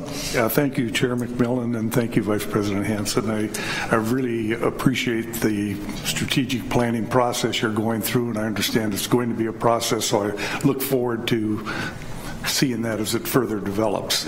Another quick comment is you mentioned partnership with Minnesota high schools. I had the opportunity to meet with the superintendent of the Worthington High School last week. We talked about something, and he was very complimentary. I didn't realize the University of Minnesota has a program inside that campus down there, and so he was very complimentary about that. Two quick questions, and maybe you answered the one already when you put up that slide on one of planning approval, but putting this strategy together, obviously the administration's involved.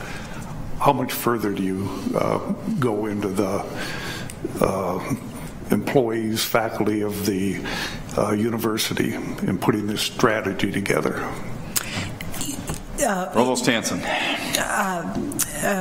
Chair McMillan and Regent Simonson, you mean in working on the teaching and learning? Do you involve the colleges? Do you involve the departments? How far do you go? The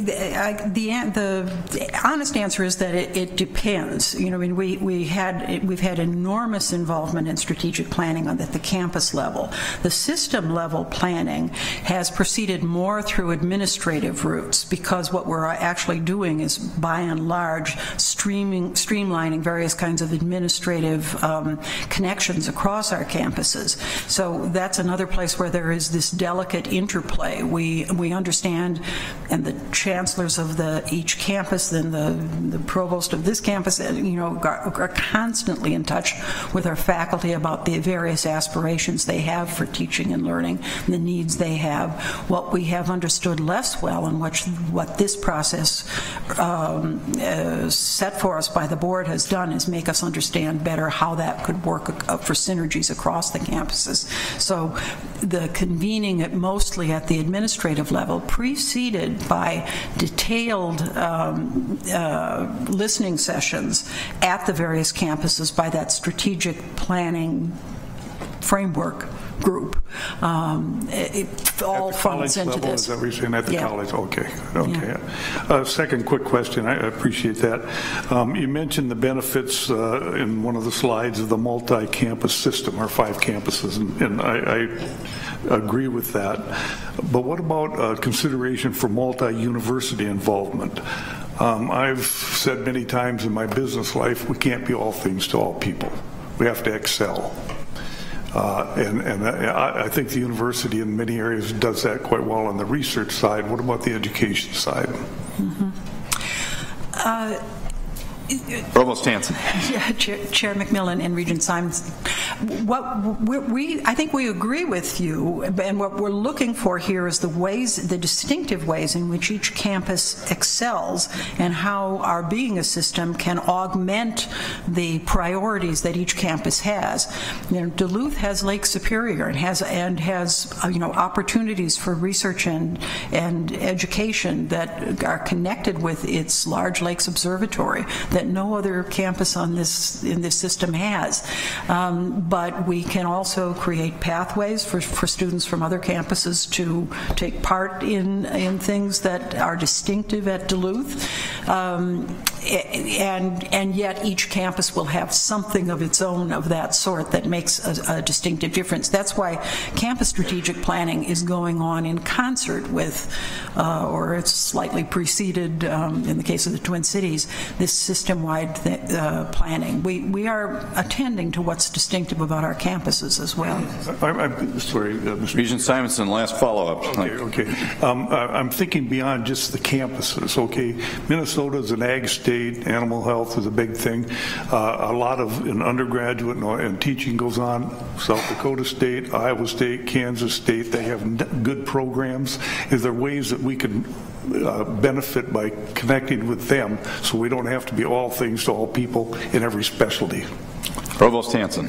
Chair McMillan and Regent Simonson. Well, that is a natural opening for me. I chair the Big Ten Academic Alliance, which is the consortium which has lasted for over 60 years among the universities, the public universities, and the University of Chicago and Northwestern in the upper Midwest. And we do share programs, especially as we're on this teaching and learning program. We've shared research initiatives, and we do share research initiatives, and we have a variety of ways of allowing our students to cross campuses.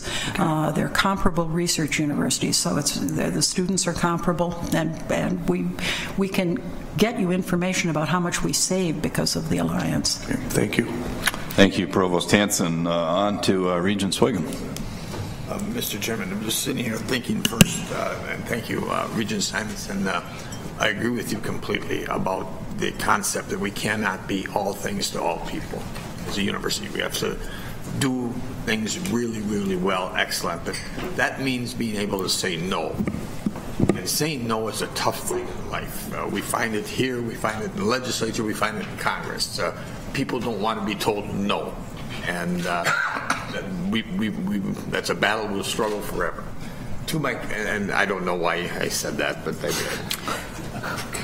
Provost Hanson, if I could, my question is this, and I'm all ears, and I'm an open head. I want to learn from you.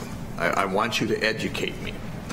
From the 10,000-foot level in governing in this country, with federal government, we take significant resources and taxes, and we provide a Pell Grant system of billions of dollars to students. Then at the state level, we take significant resources and freedom and taxes from people, and we, at the state level where Senator Johnson was, we divide some monies up to the MnSCU system, we divide some monies up to the university system, and we divide some monies up to the state grant system to bring access for families that don't have access of all economic capabilities. And then we further, when we get in, I'm looking now at number 3 in your strategic opportunities, number 3 being the system of financial aid strategy. And then we as a university further take the monies that the legislature have given us, or tuition, and we divide them up even further into concentrating benefits to some and spreading the cost to everybody. In a former life, I would have thought that I've already made that decision for you, or Senator Johnson's already made that decision, or Governor Dayton has already made that decision by giving you X amount of money at the university, $600 million, let's say that a year. We've already provided the money for financial aid. You don't have to do that. Pell Grants, the federal government's already done it. You don't have to do it. We get that $600, and that money we get from the legislature should be for university programs, for university missions, for all students, not concentrating benefits to some at the expense of others. I don't know if I'm making myself very clear, but advise me, help me, educate me of why we need to further concentrate benefits at the expense of all our students or all our families when the legislature or the federal government's already done. I'm going to say, Professor Hanson, you have a student with a question. I don't know if it's a DFW course, but... Chair McMillan, Regents Bingham, I could punt to the financial discussion that will happen at the next board meeting on systems strategic planning, but let me just say a few things about this layered approach to the provision of resources in higher education. I mean, first of all, there's a success level with it that can't be argued with. I mean, it's part of what's made the American system of education, including public education, the envy of the world, the post-war system of financing universities and then financing students' access to universities. My sense is that your worry is about the final distribution of some resources within the university to beyond what's happened at those national and state levels. Part of what we recognize and students themselves seem to recognize this as well, is that diversity in our student body is part of what contributes to the education of every single student here. And if given the withdrawal of some support from, if I may say so, at the state level, the levels of state support are higher, but the percentage for operating the system is lower than it was in earlier years, earlier decades. The costs of providing an education, where we're a very people-heavy enterprise, and as there's inflation, wages go up for all of the people who run this and operate this at every level. This complex institution, it takes more resources, and if we think about maintaining access to an institution which has been built up through the collective efforts of society to everyone in our society, it may take special attention to see to it that we provide pathways of entry. So what our expectation is that actually benefits everybody, that it benefits society as a whole when we have a variety of economic strata within our university. I mean, students coming from different family circumstances. Mr. Chairman, a follow-up. Follow-up, Regent Swiggum. And we will have further discussion about that. And I did have a brief discussion about this with the President a year ago.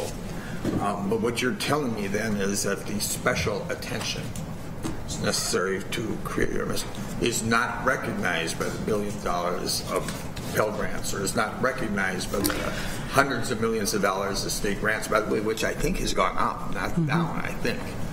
Okay, so don't tell me it's gone down.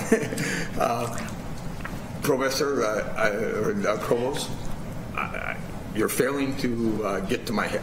Okay. Provost Hanson. Chair McMillan and Regents Bingham, I'm not sure if I can, but I'll say again, I'm not saying that. I'm not a closed-minded person, but you're failing right now. Okay. I'm not saying that that isn't effective. What I'm saying is that there are a variety of other mechanisms that can add to the effect of that, which seem in many ways appropriate. And what we have added in adding some support for particular families, that if we don't go out and recruit, and sometimes recruit with Minnesota, they may never come here. They may be making a poor decision, but they may be making the decision that feels safer given the experiences that they've had with, moving beyond their own particular area. It's one of the reasons why our emphasis on to the state, and it's seen as a benefit to our whole student body if we draw some of those students to the Twin Cities campus. All right, I'm going to, President Kaler, you want to take a swing at that? Let me, thank you, Regent McMillan. Let me put it in the way an engineer thinks about it. We have layers of financial aid, federal and state and university. And at each level, there's a certain granularity to how that gets applied.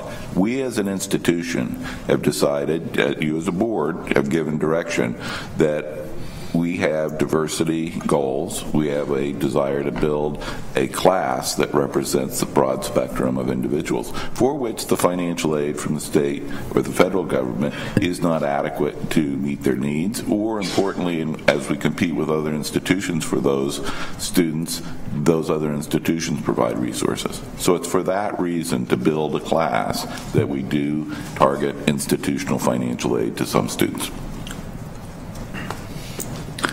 And may I just add a footnote? Building a class of that sort redounds to the benefit of the whole class. I mean, having students from a variety of economic and geographical backgrounds redounds to the benefit of the whole class. I don't disagree. I don't disagree with that.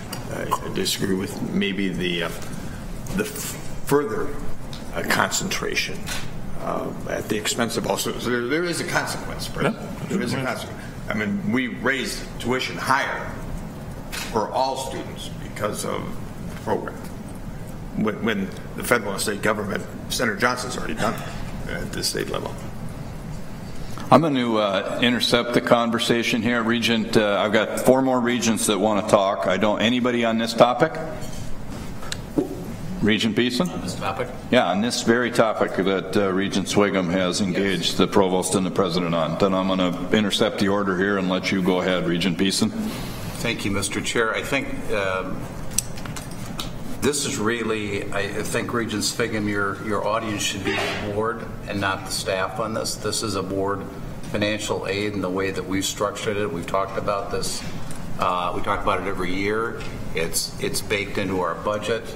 And it is a board policy to distribute money on a need base beyond Pell grants and beyond state grants. And that is a policy that's been a priority of this board for many years. The staff is implementing it essentially, but we are, this is a fundamental board principle. And if we need to revisit that, we can, we should put time on the calendar to do that again. Mr. Chairman. And yes, Regent Swigum. I respect that, Regent Beeson. I respect that totally. And maybe it is the right thing to do. Maybe it's the right thing to even go farther. I don't know. I don't think so, but possibly you could convince me of that. And while it's certainly baked into our budget, in a year and a half, I don't think we've had a discussion on it as board members. I don't believe we have. I've had a discussion with the president a year ago, but I don't think as members, at least in the year and a half I've been here, we haven't had a discussion. It's probably ripe again for a board-level discussion, as Regent Beeson indicates. So I'm noting that right now, and could be a retreat topic or other points. Regent Omari on this topic of financial aid. Thank you, Chair McMillan. I mean, I do think that asking the administration the question that you asked is the question asked so that we can understand it and be informed about it. The way that I think about it is the cost is not dropping, right? The cost of higher education is not dropping. So even with, as the provost mentioned, the student aid has gone up from the state and federal government, but the operations piece of it has not. And so when we're thinking about that, if the cost isn't flattening or of higher education isn't flattening or going down, then we have to find other ways to get resources if it's not going to come from tuition. And that's something that we are far overdue of trying to figure out, is where we have other resource levers that we can pull on. So point well taken. In my mind, I'm thinking, well, we have to get the money from somewhere else. All right, back to system-wide strategic planning and teaching and learning element to this. Regent Rocha, and then Regent Powell, and then I'm going to move us on here. Thank you, Mr. Chair. Good conversation. That I might propose that the policy of financial aid might make its way to a committee. That finished pretty quickly today, so we might take it up in that conversation as well. It's very interesting how the topics we've talked about so far this morning all intertwine so closely, which I think is an indication that we're on the right track. One of the things that Professor Constant talked about was picking winners and losers, and that sort of merged into a little bit, with what Provost Hanson was discussing about, how there's this, these discoveries occur in some places where you didn't necessarily expect them to. And I would certainly advocate strongly for the fact that we should never stop that ability for basic research to develop areas of discovery that, again, weren't very deliberately planned. And I don't think anybody would suggest that everything we do has to be very sort of tightly controlled and run. I look at the car metaphor again, and I think the fact, well, it is right. You want a light hand on the wheel, but there's a reason that there is a steering wheel. And I would suggest that when you went into the recession of the early 90s, the wheel was pulled a little farther, a little harder when you are taking the dramatic steps that you were back then. I don't know that we're in that case right now. I don't think we're moving to avoid the cliff, so to speak. So I think that we are talking about sort of the gentle guidance that this board can provide through our resources. We pick winners and losers all the time through the vote that we're going to take here shortly. We do it through budget considerations where we're sending money. We do it through enrollment because obviously money is following students. So when we say this program can have more students and this one will have fewer students, whether it's for academic or other reasons, we are picking winners and losers, and we are allowing programs to have more funds to invest in their faculty's efforts, and some will have less. I think perhaps as much as anything, we pick winners and losers through our capital funding. When we decide your program gets a new facility with state-of-the-art equipment, we are putting you in a position to succeed better than we would be for someone that is working in an antiquated building that doesn't have the resources. So the whole concept of this strategic planning concept is not so much that we are going to, in a new way, start entering the picking winners and losers activity. It's just we're going to be much more deliberative about it, and with the bottom-up guidance, be able to come up with a way of having that done more effectively. I will make this comment. On the strategic planning presentation that we had, this is very, very helpful, and I especially liked how you had it broken out by the different campuses and what their strengths are. And that is really getting us to a point, I think, where we can start to say, okay, for this campus, because of these strengths, this is where these investments, whether it's capital or budgetary operations, we're going to do that. So I'm definitely on the right track with respect to that, so I appreciate that. But Regent Johnson brought up a very, very important point, and this is, I'm going to try to tie this all together and let the chair move on. And it goes, well, before I do, I'll talk about the issue that Regent Sviggum talked about. I do think that we have to have that conversation, because when you talk about the federal support level, you talk about the state support level, there you are taxing the people who have control of the resources. When you do it through tuition, you're taxing people for resources that are controlled by a third party. They may or may not make their way to that individual student. That's a challenge, and I hope that we bear that in mind when we go forward with that conversation. But when you talk about the ethanol issue, when people get upset about stuff that's produced by the university, it's because they're perceiving what we do as a product, as opposed to a public good. And I think the pursuit of truth is a public good. The education that we provide to our students is a public good.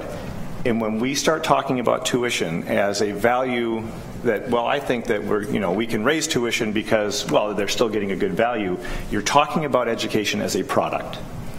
And when you do that, you start to move the entire university enterprise away from a public good that's supported by the state and federal governments into something that should be a pay-as-you-go. And I think that's a mistake, and that's why I'm so dogged about wanting to ensure that we're keeping the costs for students and providing them access the best that we possibly can. Because if you track the withdrawal of the state support, and there's a whole history here of how a big chunk of what used to come directly to the public institutions now goes to financial aid. Well, that was very strongly supported by the private schools, because now they have access to these public dollars. They used to come directly to the university. And you so there's some sort of small things like that, but when we decided to go with the high tuition model, the federal government moved all this money to what they considered to be an evergreen resource in student loans. So this tuition is being funded by student debt. So it's not that you're not getting that same level of support, but you've got the state saying, if you've got the ability to generate this money through tuition, because it's being supported by this federal student loan, the student debt, then the state doesn't need to provide the same resources to the institution. So we've kind of put ourselves in this situation. So as we go through our strategic discussion, understand that what we do and how we vote even today is going to be a signal to the legislature as to whether it's necessary to send us those public dollars. So if our faculty is comfortable with student debt being the basis for these resources to do our work, then there's no problem with raising tuition ad infinitum. But if we want the state to continue to ensure that this public good of a public University of Minnesota education is supported by the state, we need to make them understand that we think high tuition is damaging to students trying to pursue this public good to serve the state for the rest of their lives. Thank you. Provost Hanson, I'm guessing you may not want to take a swing back at that, but if you do, you have the microphone, but I don't expect you to. A lot of ground you covered there, Regent Rocha. Thank you. And last word here, Regent Powell. Question, statement, whatever you may have for our provost. Just a few comments. Thank you, Chair McMillan, and thanks for the presentation, Provost Hanson. Two comments. This was, I think, by definition, was a system-wide look, although I appreciated your opening remark on the importance not only of the system look, but also of the campus, individual campus, or professional school, or that they're, both elements are important as we go forward with strategy. So I want to come to that point in a second, because I do think it's really important. But the first really comment is appreciate that online, that online area is one of the 7 kind of pillars of the discussion. I just want to, and so we went through that very quickly, but the whole area of digital delivery and distribution of everything under the sun is so profound and so disruptive. And from a governance standpoint, I'll speak for myself. This is an area where I feel we really need to know, and understand what the way forward is going to be for us, because it's potentially so disruptive. And I'm assuming we'll have, we're going to go deeper on these elements, and this one is of particular concern. Right.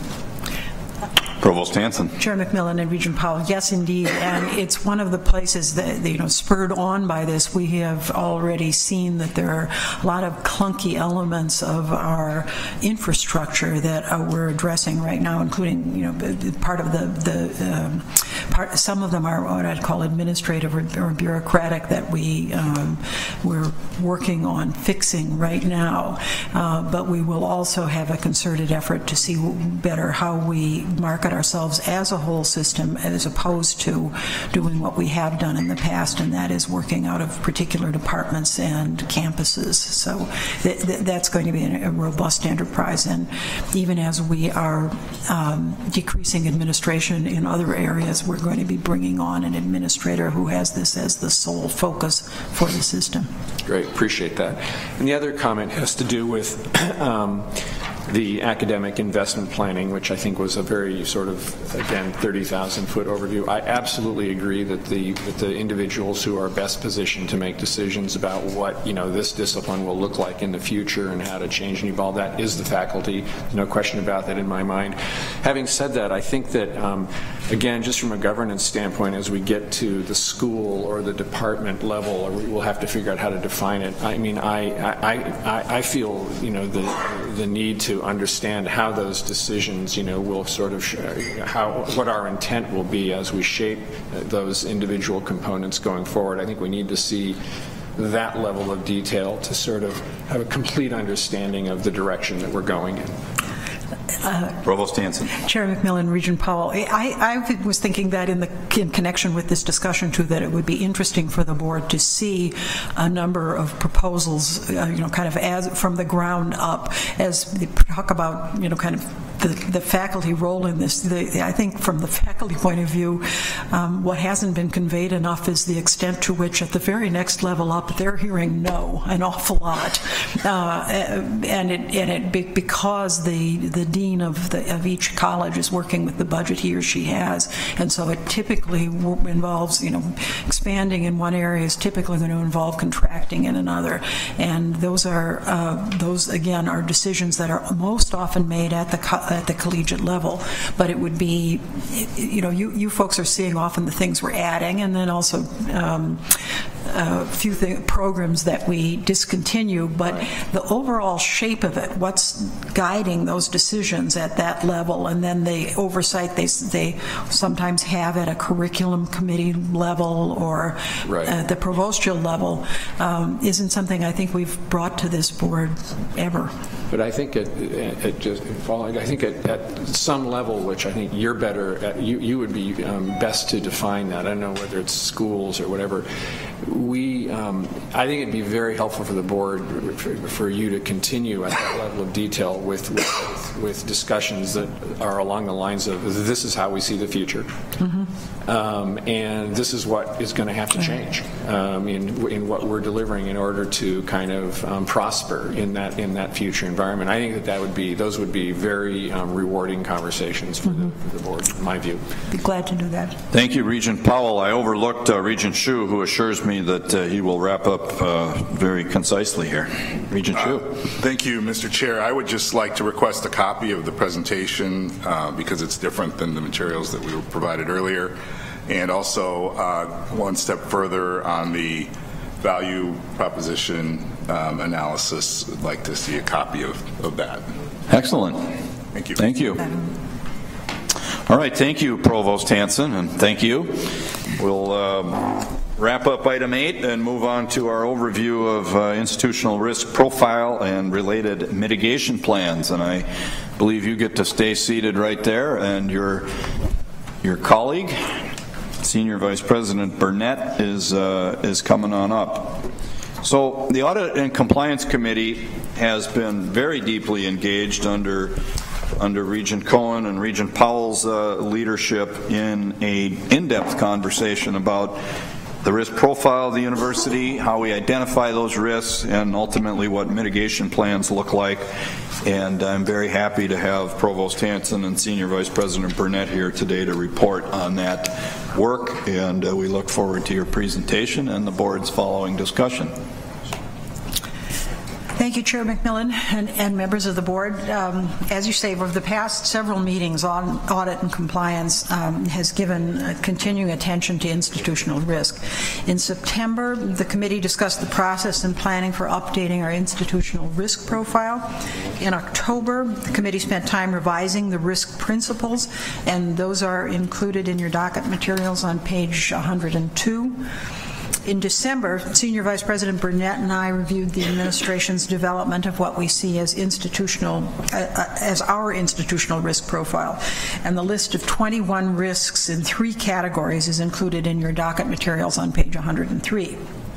As a side note, this list originally at that meeting included 20 risks, but after discussion with the committee at their May meeting, we split one of those risks in 2. The campus climate and free speech is one, and campus safety is another. In February, the committee asked that we identify those risks that draw an extraordinary amount of time, attention, energy, focus, and that we come back in May with risk mitigation plans for each of the 21 risks we had identified in the risk profile. In May, we presented these mitigation plans. They're included in your docket on pages 104 to 125. We had asked the various risk owners to create a one-pager that answered 2 questions. Why is this a risk? How are you mitigating this risk? We both were pleased with the outcome of the request we made to the owners, believe these mitigation plans identify the core of each risk and indicate how we mitigate them on an ongoing basis. Today, we'd like to walk you through a few of the mitigation plans to give you a sense of their conceptual structure and what the plans capture. So the first plan I'd like to highlight is on the docket on page 113. That's faculty retention. It's a business challenge, and the responsible senior leader is the Executive Vice President and Provost. But chancellors, deans, human resources, finance and operations, and equity and diversity are also responsible in this area. So first, why is it a risk? Issues related to faculty retention pose ongoing, truly critical risks to our mission of teaching, research, and outreach. Every academic leader on each of our 5 campuses makes retaining our best faculty among the highest priorities.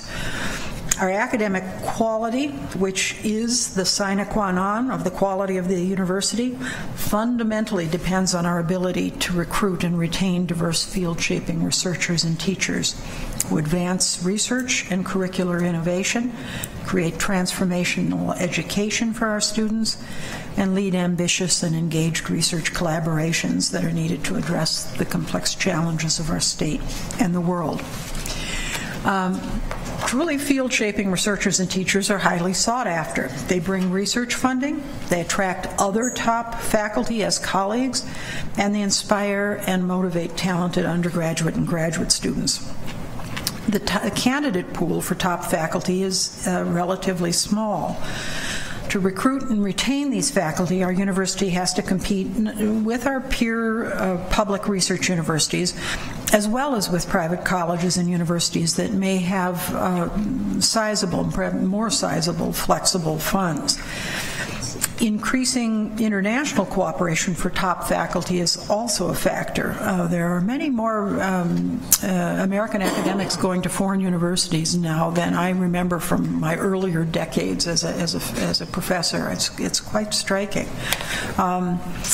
There are also challenges related to dual career couples, again, something that's increased over the decades, and there with ensuring that diversity is part of our thought as we recruit faculty, because we understand that diversity in our faculty is necessary for academic excellence.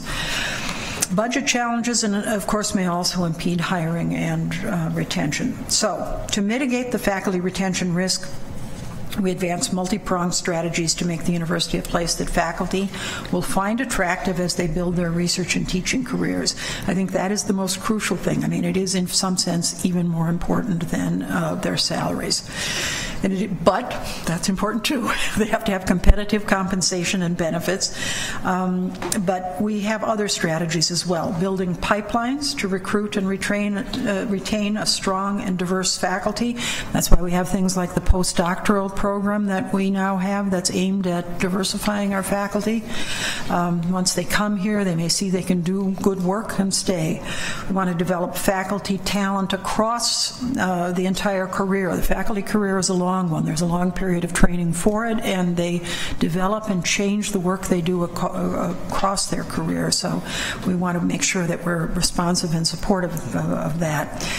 We want to reward and recognize faculty excellence. That's a matter of showing appreciation fundamentally, but we also, in those faculty awards, set some faculty up as models for others, and that's important to the climate for faculty as a whole. We want to promote diversity. We need to support the infrastructure and culture of research and teaching, and we want to reduce barriers to interdisciplinary collaborations and partnerships, which many of our faculty are interested in doing and sometimes find hard in some settings. So that's the mitigation strategy. Another plan I'll highlight today is the shifting enrollment patterns, something we've been talking about a lot. It's the one-pager on this is located in your docket on page 125. It's a business challenge. Again, the responsible senior leaders, the executive vice president and provost, and chancellors and deans also have responsibilities here. Why is it a risk? It's a business challenge to which the University of Minnesota is highly attentive, because of the importance of tuition in funding our enterprise. And the responsibility for addressing the risk lies primarily within my office in collaboration with the chancellors and deans. The risk is driven by demographic trends, for example, the shrinking numbers of traditional college-age students, as well as opportunity gap factors that impede college readiness and success. A declining pool intensifies regional and national level competition for the very best students. And shifting enrollment patterns can also result from the rising cost of higher education and from job market trends and opportunities. They can even result from political changes, so that whether or not people choose to come to this university may be a product of winds that we have very little control over. Still, we have risk mitigation strategies, and they are many. They include enrollment management planning that monitors the trends and tries to inform projections so that we're not surprised and we can put our efforts where they will do the most good. We have active oversight of recruiting and admissions to ensure timely responses to changing conditions. We look at the recruitment throughout the year, every single week. I mean, some people look at it every single day. I look at it every single week. Strategic leveraging of our strengths to meet emerging learner interests. This is a matter of being responsive to the environment. We look at community and workforce needs to try to see how we might satisfy those, and we give attention to opportunities for to offer professional development. That's something that, again, intersects with the things we're doing, online, but we also do on campus things that are different from what we would have done 20 years ago. We have expanded interdisciplinary research and teaching opportunities linked to changes in social needs and in the production of knowledge. So we change what we do because of the way in which fields are changing and the needs of our community and nation are changing. We maintain the quality of our academic programs and thus the quality and the impact and reputation of our institution, which helps draw students. So we have, as well, a multi-pronged strategies out of a number of offices to advance faculty and student diversity. And that makes a difference both in making us more attractive and in developing pipelines for a variety of folks to come into the university.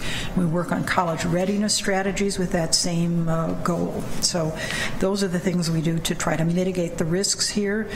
I'm going to hand this over now to Senior Vice President Burnett to provide perspective on mitigation plans for a couple of more of the risks. Senior Vice President Burnett, welcome. Thank you, sir. Thank you, Provost Hanson, Chair McMillan, and members of the board. The first plan I will highlight briefly is on docket page 110, employee demographics and succession planning. It's a business challenge. Our responsible senior leaders, the VP of Human Resources, Kathy Brown, but there's many other units that are responsible for this as well. And why is it a risk? Many of our senior leaders are in the retirement risk zone, and we estimate 1/3 of our faculty and staff are baby boomers becoming very retirement eligible, if not now, very shortly. External hires are costly and require significant training. We need to ensure that we have needed leadership competencies in an organization as important to the state as the university, and the impact of university policies can sometimes make internal promotion more complicated than necessary. So what are some of our risk mitigation strategies? We're looking at examining those internal policies to eliminate roadblocks to internal promotion. We need to provide tools and strategies and support for our campuses, colleges, and units to develop actionable succession plans.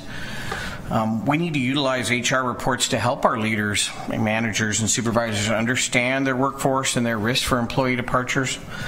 And we need to provide support for searches to ensure a fair and equitable process, as well as using pre-hire assessments to understand the leadership competencies that a candidate presents. We also need to think about additional support to seek diverse candidate pools and ensure affirmative action is considered in our hiring.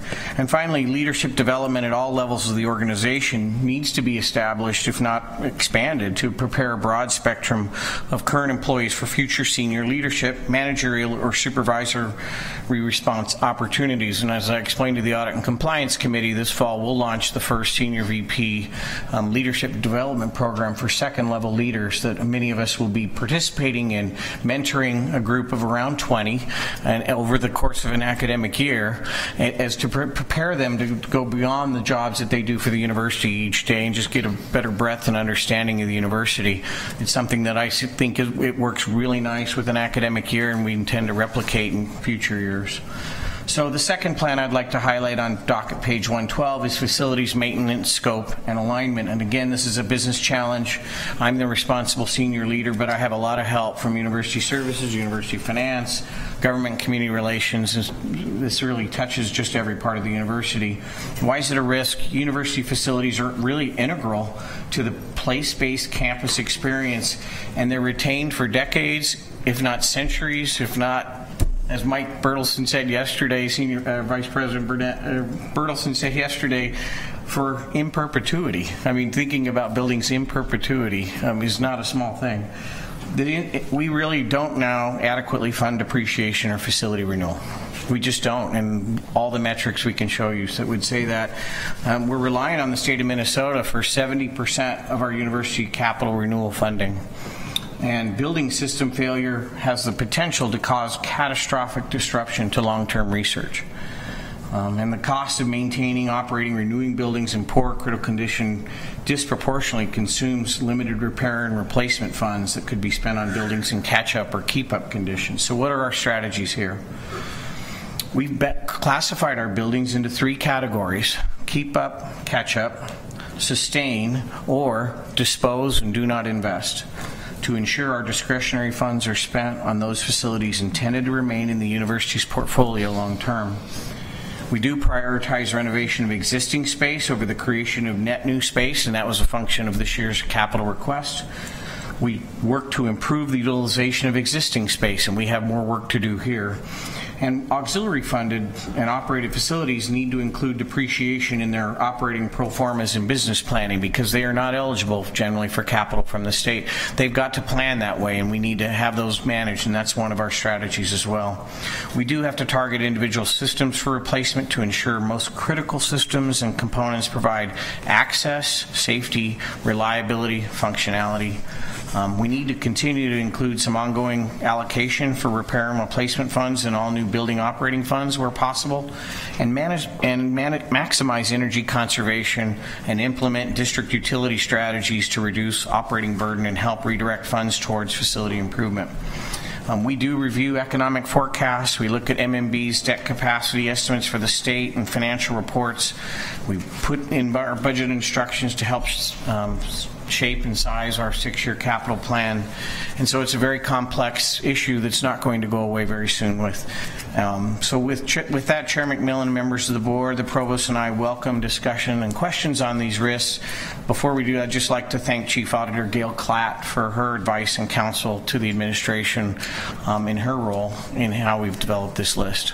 Thank you. All right, thank you both, and I was remiss, as I noted Regent Chair Cohen and Vice Chair Powell's leadership at the Audit and Compliance Committee. Our Chief Auditor has been integral to that process and has supported it and actually helped drive a very, very robust conversation around this critical.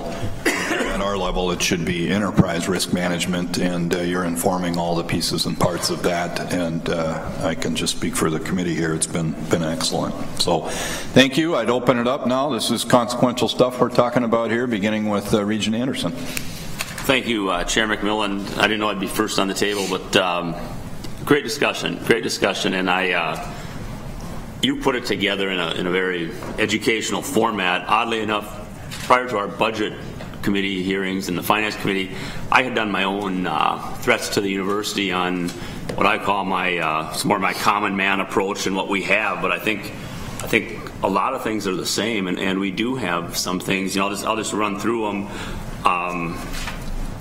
I assume you talked about these in the business side. Mine are virtually on the business side, okay? And talked about fringe costs, and at least the health insurance is going up a little bit. I noticed that. Information technology, the costs are rising, subscriptions for everything from Microsoft to Adobe to things like that. That's places we can look at.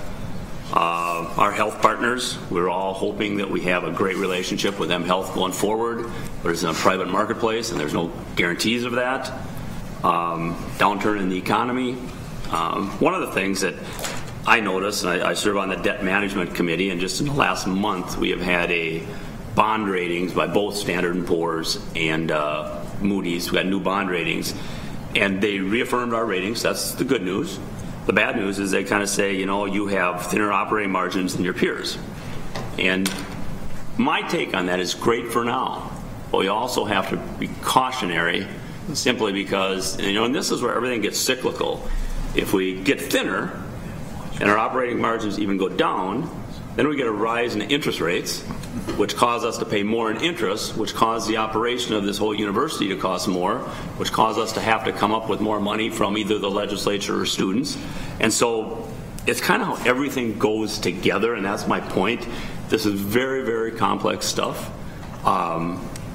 I'm one, I'll tell you one, I'm one not to bash the legislature for funding. I think in the overall world of things across the United States, higher education funding is moving from a position of funding block grants, if you will, to the university, to funding students and their families' needs for education, which are becoming very, very individualized. You know, whether it's the PSEO, which I've caught up on concurrent enrollment, and even with those, there's friction. I talked to faculty here. Concurrent enrollment, somebody that takes a comp class in a small town in Minnesota, our faculty members don't really think that they're getting the composition class they would get at the University of Minnesota, and so there's friction there. And Regent Cohen, he's still on the school board. There's friction in the school boards where the university gets the money instead of the school then, right? Instead of the public school. So I think those are really, really large picture, what would I call them? Large picture SWOT, threat analysis that we really, really have to be watching about as we move forward. That's my comments. I don't know if you, Senior Vice President Burnett or Vice Provost Hanson, I don't want to give you a demotion, Provost Hanson, have a comment on what I said. Either of our presenters want to tackle that wide range of topics? Well, I just think on the budget piece and the margins, I think that does inform our thinking when we bring a budget recommendation to the board that was not overly aggressive and probably more limited than in years past.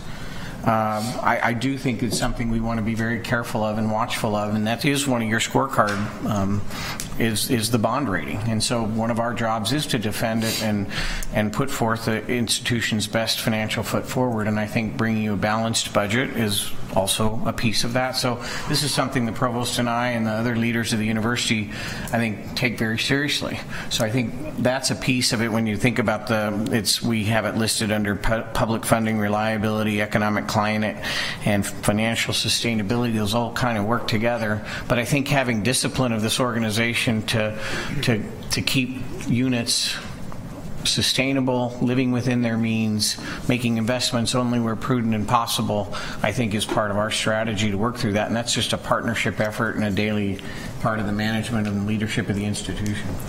So, Provost Hanson. Chair McMillan and Regent Anderson, we agree with your whole list. It makes us very nervous. That's why we're with the working on the mitigation strategies has been a useful exercise for us. But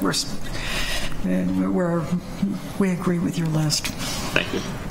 Regent Cohen, you've driven this in your committee. So. Thanks, Chair McMillan. Well, I just want to second some of the thank yous that you gave to Chief Auditor Klatt, who was so instrumental in helping us form this endeavor, and then to really thank the senior leadership team, which seemed to really embrace this process, and for developing the 20 risks in 3 different categories, and particularly, I think one of the things that our committee appreciated was the 1-page mitigation plans for each of the 20 risks. So I want to commend the administration senior leadership team for so enthusiastically, I hope, embracing this endeavor. Thanks. Thank you. Thank you, Regent Cohen. Regent Simonson, and I think that's it. I too thank you, Chairman McMillan, and thank you. Just a couple quick questions. First of all, I appreciate this focus on risk and mitigation. I think that's really, really important. Just this first question, I don't see it as an answer to the problem. I just want to know what's our, and I hope my daughter's not listening, what's our philosophy on adjunct? How do we look at adjunct ratio to full-time? Is that any? Senior Vice President Burnett or Provost Hanson?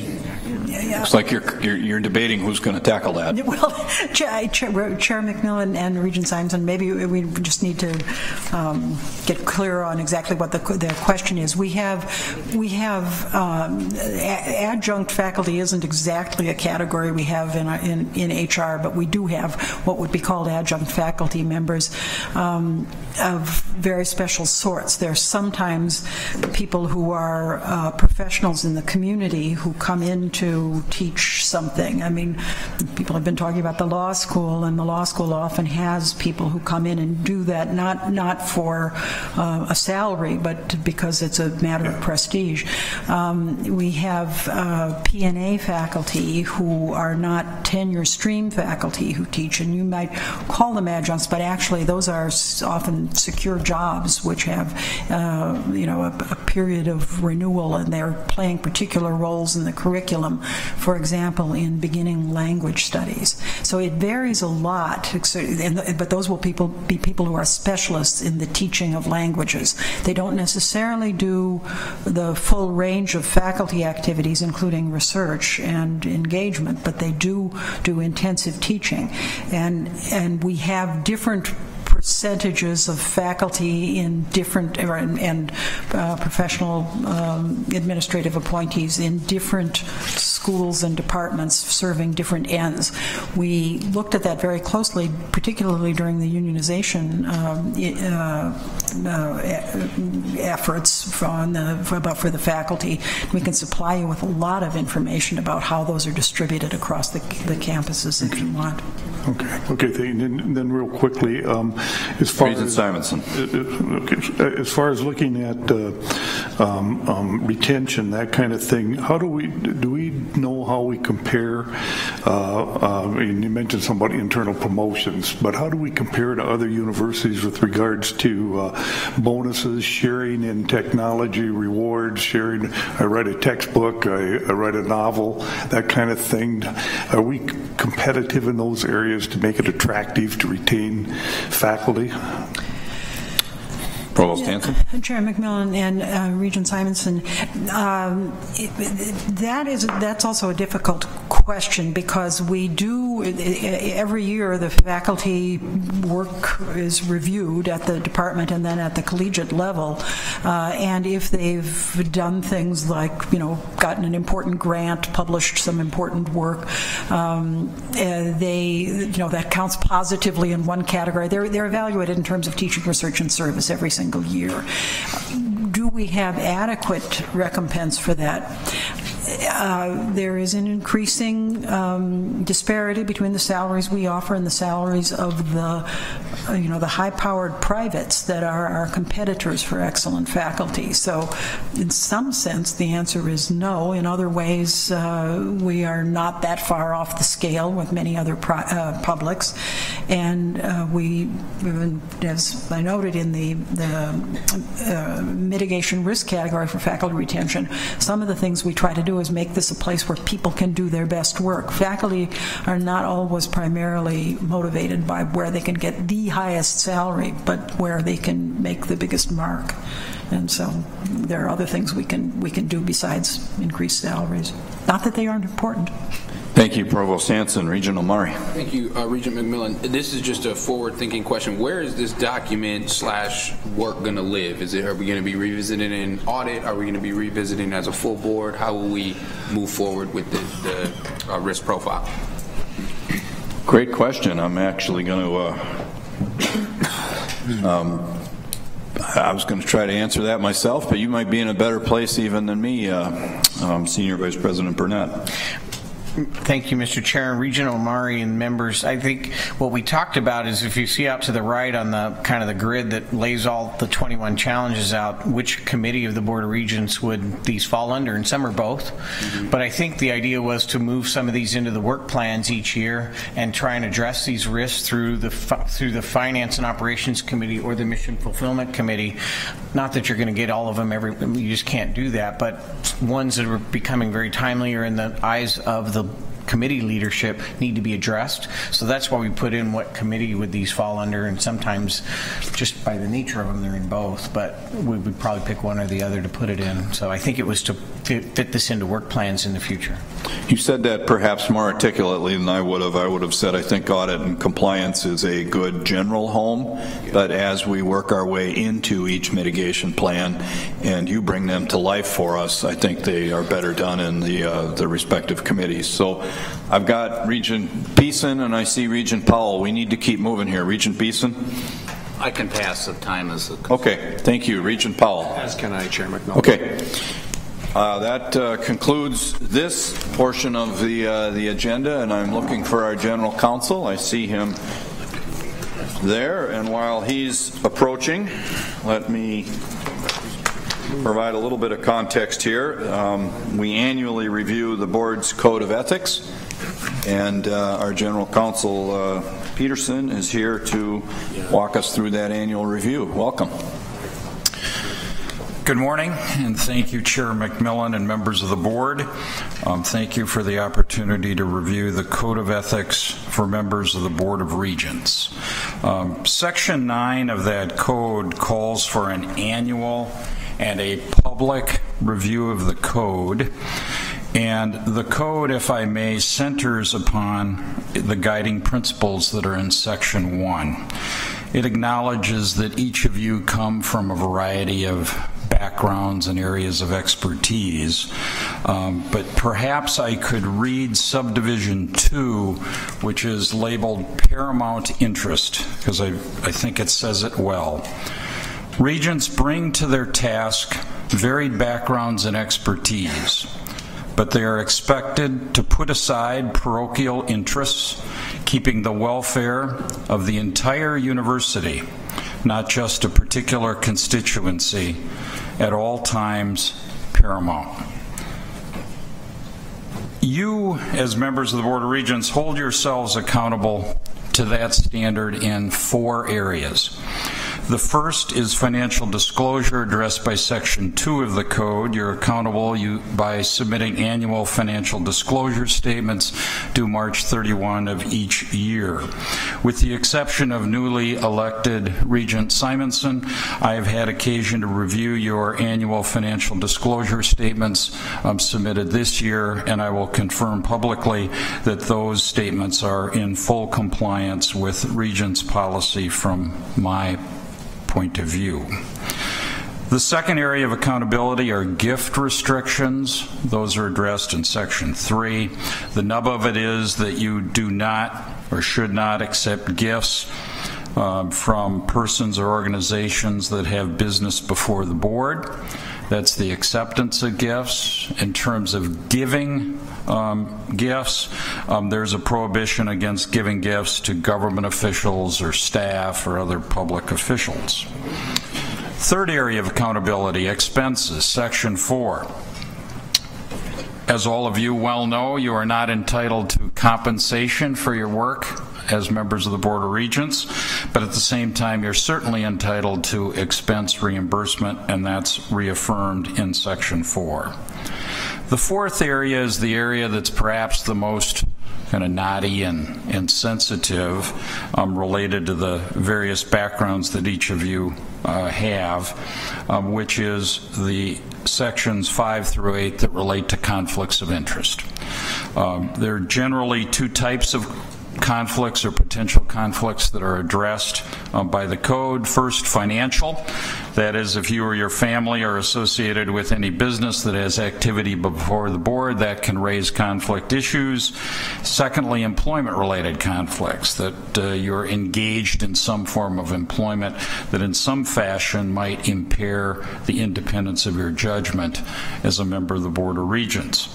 I can't emphasize enough that in this world of conflicts, which are oftentimes sort of murky in terms of finding clear lines, that it's especially important that you flag the potential question, because once flagged, usually good conversation with your colleagues, conversation with me and my general counsel role will allow that matter to be addressed. And oftentimes the best way to address it is, first off with disclosure, so that all members of the board are aware of that sort of sensitivity or allegiance, if you will.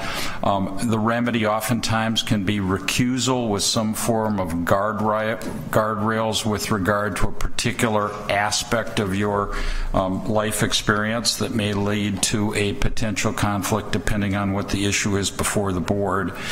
Certainly there can be kind of disagreements over those judgments. harassment calls. The policy indicates that those should, in the first instance, be addressed by the chair of the Board of Regents. The chair has the ability to appoint an ad hoc committee if further consultation is required, and then ultimately those decisions are for the full board to address as part of your self-regulation. To conclude, I also again return to the text with its language with regard to recusal, because I think its tone sort of reflects the nature of this conflict and ethics arena, which is, it states in subdivision 1 of section 6, recusal on a particular matter because of a conflict does not reflect adversely on the regent involved. Rather, it simply recognizes that in a complex and interconnected society, conflicts can be entirely avoided and cannot be, entirely avoided and will occur. So with that, my annual and public review of the code concludes. Very good. Thank you, General Counsel Peterson. Regent Swigum. Mr. Chairman, thank you. Council Peterson, Section 3, gifts. Fairly easily understood not to accept anything, but I thought I heard you say something about giving of gifts. Did you go there, or did I miss something? Yes, no, you're correct. There's a... Expand upon that a little bit, why I can't give somebody something. Council Peterson. Given that this board has dealings and relationships with other public officials, there's a prohibition on regents providing gifts to people who are public officials, essentially, in order to try to, in effect, provide them some reward for a favorable vote. Now, there's various sort of exceptions and accommodations that go with that. There's a fairly extensive companion gift policy of the Board of Regents, which I have not taken the time to delve into here, that sort of fleshes that out in greater detail. So I think this is another arena, Regent Swigum, where that should be a flag that goes up, but it's not necessarily the case that it's a red light in every circumstance, because that gift policy more closely fleshes out sort of when it's appropriate, for example, to invite a public official to a university event for which there may be a strong public interest in having a public official participate in that event, and even though you're providing them entry to the event in your regent capacity, it also has a official function, a purpose to it, for which there will be an accommodation or exception or acknowledgement under the companion gift policy. And Regent Swigum, follow-up, I would note as you do that, there's also a exception to the gift ban for public higher education as well for legislators. So, Regent Swigum. Hey, Mr. Chairman, I guess I'd just follow up a little bit further on that gift thing. You could save me hundreds of dollars if you tell me I can't give a gift to, like, financial contributions to candidates. Can I do that? Council Peterson. Just say no. Yeah, well, several of us could save some checks here. So, I am not going to opine on the spot on sort of the various permutations that could be involved there, but it's certainly the case that even though you have a role as public officials on behalf of the University of Minnesota, that does not mean that you are suddenly barred from exercising your rights as citizens in terms of participating in the electoral process, in your individual capacity, making political contributions pursuant to law. There's certainly no prohibition to that. In between those kind of two parameters, there may be questions of gray that get us back into the knotty and sensitive territory that would not be wise for me to answer on the fly. I'm going to call on Director Steves to help illuminate one provision in our actual policies that won't help you, Regent Swigum. Mr. Chair, members of the board, the gift policy actually has 11 specific exemptions that do not constitute a gift, and one of them is political contributions to a candidate. Too bad. Thank you. Director Steves, Regent Powell. Thanks, Chair McMillan, and I appreciate this conversation. I think it's really helpful. I've experienced on another public board with similar, code of conduct, and it's the Federal Reserve Bank, and there the prohibition is on leading openly partisan initiatives. So there's a prohibition on holding campaign fundraisers for the political leader of your choice. It does not preclude making contributions for the reason that General Counsel stated, that that's part of the electoral process. But I just wonder if that whole narrative is relevant to this conversation. Counsel Peterson. Thank you, Chair McMillan, Vice Chair Powell. Talking about sort of the question marks that often come with conflict questions, to me, that would be a question for you and your fellow members of the Board of Regents, because it returns to the paramount interest question, whether or not in sort of doing something like that kind of activity, does that in any way sort of interfere with your ability in your regent capacity to serve the paramount interest, that is the interest of the entire University of Minnesota, and how much does it touch upon the same sort of policy concern that underlies the notion that in your employment relationships, personal employment relationships, is there any way that that relationship is interfering with your independence as a member of the Board of Regents? So I think the same sort of policy applies to when you sort of step forward in your individual or other capacity and take a more active stand in a more structured way. At some point you're kind of moving into this independence of judgment territory, and whether or not this board would wish to sort of further define those lines certainly is sort of within the realm of your authority to regulate yourselves. Thank you. Regent Swigum, did I see another Mr. Chairman, question over there? One more, and then we're going to, I think, move on. I don't want to take the time now, Mr. Chairman. Sometime I think we need to explore this a little bit further. I fully understand the conflict of a member of this body receiving a gift from someone. Don't even go there, don't even get close. But it seems to me as public policy persons, we want to affect public policy. Now, we might all disagree about what that public policy is, good or bad. But I would think that we would want to affect public policy in the direction we think the public should go, whether that includes advice, whether that includes Regent Anderson inviting somebody to a golf tournament or a golf day, or whether it be holding a fundraiser. There's many ways to affect public policy, and I would think that that would be our role in representing the university to try to affect public policy in a direction we think. But I haven't thought it all out, but one side is very clear. The other side, I think it's pretty murky. Thank you. Regent Hsu. Thank you, Chair McMillan. I'm reading the gift section in the document, and it really doesn't, it only talks about accepting gifts. So is this something that we need to refer to another section to discuss or to look at what the rules are in terms of giving gifts? Or is there are there some words missing out of this copy? Director Steves.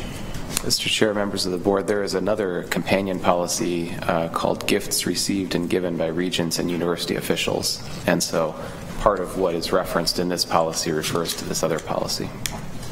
Okay, but this just says no regent shall accept any gift or accommodation except as permitted by board policy. So should it say no regent shall give or accept any gift? If I may. Council Peterson. Chair McMillan, Regent Hsu, I had mentioned in response to Regent Figham's question the companion policy relating to gifts. There's another separate Board of Regents policy entitled Gifts Received and Given by Regents and University Officials. In that policy, at Section 3, Subdivision 1, captioned Government Officials, it reads, quote, "No regent shall give a gift or solicit another to give a gift to any federal, state, or local government officials or to any member of their staff," end of quote. So that's the policy, but of course, as Mr. Steves indicated, that's embedded within a larger policy with various sort of exceptions, and so that's why, in response to Regent Figham's question, I merely flagged that the giving and accepting of these types of gifts should sort of raise a flag, lead to a question, and would require in a particular circumstance to kind of walk through the various policies that apply. Well, I know that Regents Beeson and Rocha need more to do in governance and policy, so we might be teeing up a little deeper dive here for that committee. Regent Beeson? Thank you, Mr. Chair. That was my comment. Okay. All right. Regent Omari's comment. Okay. Relayed to the body here. And that's exactly an opportunity to dissect what we have, look for opportunities to improve, and to Regent Swigham's request, do a deeper dive around education and look at some examples, I think, of how what we have in policy applies in reality. Debate them and have some hypotheticals. So, all right, thank you, General Counsel Peterson. That concludes our material for today's meeting and presentations, and brings us to our committee reports and adopting actions taken yesterday. So I begin with the Finance and Operations Committee and call on Regent Anderson to walk us through what transpired here yesterday. The Finance and Operations, thank you, Regent Chair McMillan. The Finance and Operations Committee took action on 4 items yesterday. The committee voted to recommend approval of the President's recommended fiscal year 2019 annual operating budget as amended. I move approval of the fiscal year 2019 annual operating budget as amended. Second. Is there any discussion? Moved and seconded. Is there any? Thanks for prompting me there, Regent. I forgot. Sorry. You're good with this gavel. I got to get better with it too. So that's discussion on the result or the committee recommendation. Hearing none. All in favor? Aye. Opposed? No. Very good. On to audit and compliance. Regent Cohen. Well, you have 3 more, Mr. Chair. Oh, geez. Now I'm getting even with you, Regent Anderson. I'm skipping the rest of your significant business. Thank you, I'm very sorry. On to item 2. I do have 3 more items. Yes, I know you do. Sorry. I move approval. Excuse me. The committee also voted to recommend approval of the President's recommended fiscal year 2019 annual capital improvement budget. I move approval of the fiscal year 2019 annual capital budget. Second. Moved and seconded. All discussion? All in favor? Aye. Opposed? Item 3, Regent Anderson. Thank you. The committee voted unanimously to recommend approval of the real estate transaction related to the lease of University Square located in Rochester. I move approval of the real estate transaction. Is there a second? Second. Moved and seconded. Discussion? Hearing none. All in favor? Aye. Opposed? Very good. The committee voted unanimously to recommend approval of the real estate transaction related to the sale of 435.546 acres at Umore Park for residential, commercial, and mixed-use development in Dakota County. I move approval of the real estate transaction. Second. It's been moved and seconded. Is there discussion? Hearing none. All in favor? Aye. That motion Carries as well. Thank you. Does that conclude your business? That concludes my report, Chairman McMillan. Thank you. Now we'll jump, and sorry to startle you earlier, Regent Cohen. Now we're on to the Audit and Compliance Committee. I was premature. All right. Thanks, Chair McMillan. There were no action items. The discussion items were: 1, Chief Auditor Klatt shared the internal audit plan for fiscal year 2019. The selection of audits for the upcoming year are reflective of the newly developed institutional risk profile. The plan includes 34 audits of processes and units across the university system. The committee also received an update on internal audits performed since February. Chief Auditor Klatt reported that the 43% of recommendations rated as essential were implemented, exceeding the expected rate of 40%. 6 audit reports have been issued since February with 22 essential recommendations. That concludes my report. Thank you, Regent Cohen. Regent Beeson, a report of the Litigation Review Committee. The Litigation Review Committee met yesterday. At this meeting, we adopted a resolution that authorized the closing of the meeting to discuss matters subject to attorney-client privilege. Very good. Regent Omari, our Mission and Fulfillment Committee. You had action and information items, I believe. Thank you, Chair McMillan. Mission Fulfillment Committee had 3 action items this month. The committee voted to recommend adoption of the proposed amendments to Board of Regents Policy, Equity, Diversity, Equal Opportunity, and Affirmative Action. I would move adoption of the proposed amendments. Second. Was that a second? Very good. Seconded.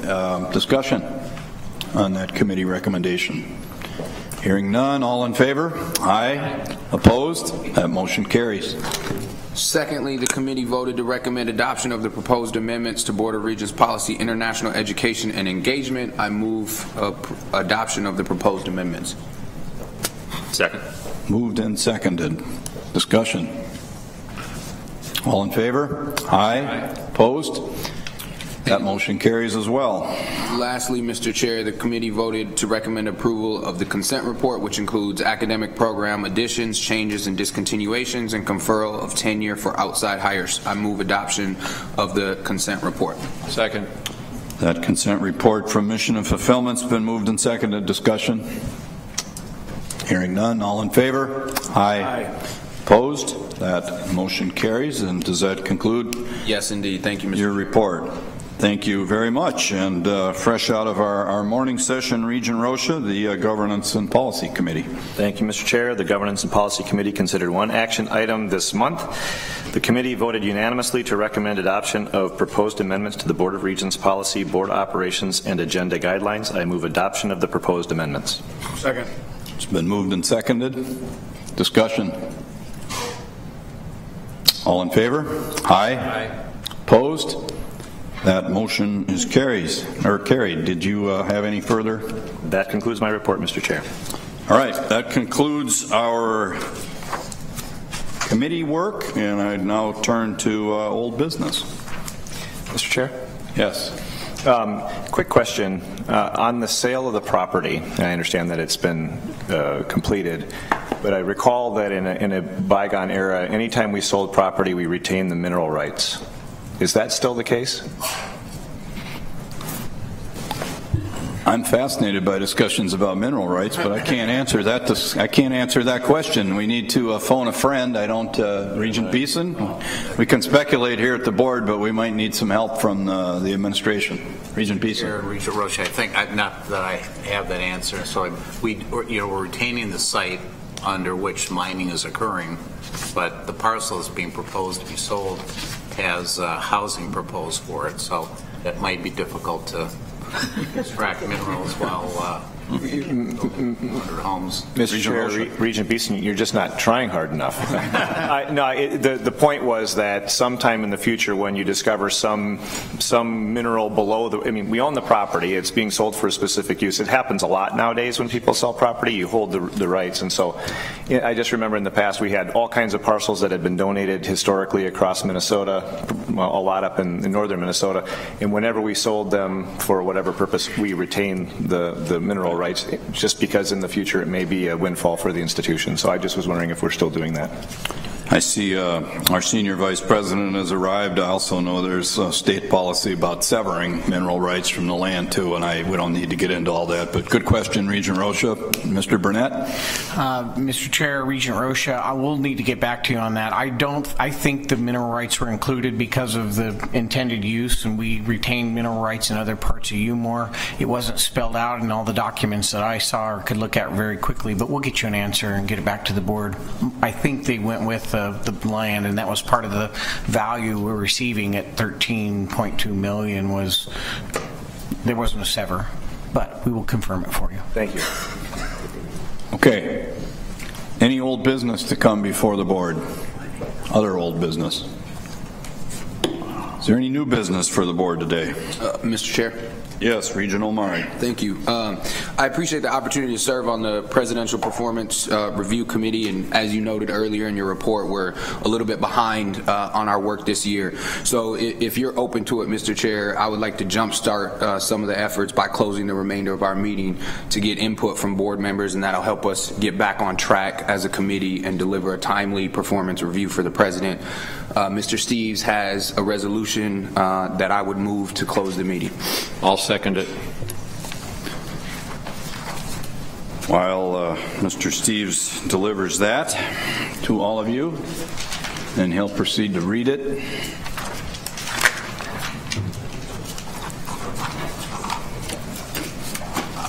Thank you.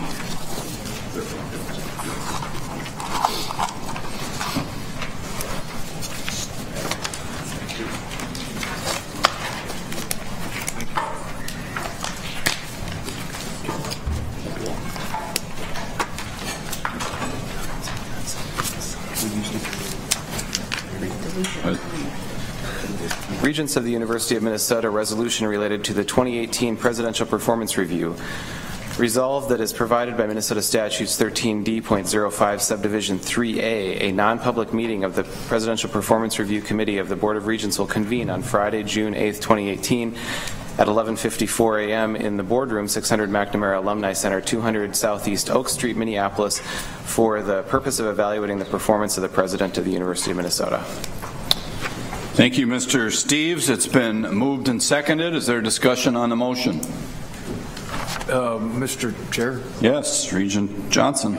We wait till our visitors have cleared. Well, we're still adopting the meeting, or Okay. Do you have a comment on whether to adopt the resolution? Mr. Chairman, I would speak against this resolution. I see no need why we need to accelerate the Presidential Performance Review. The committee's been named. We are on schedule, and I would urge a no vote.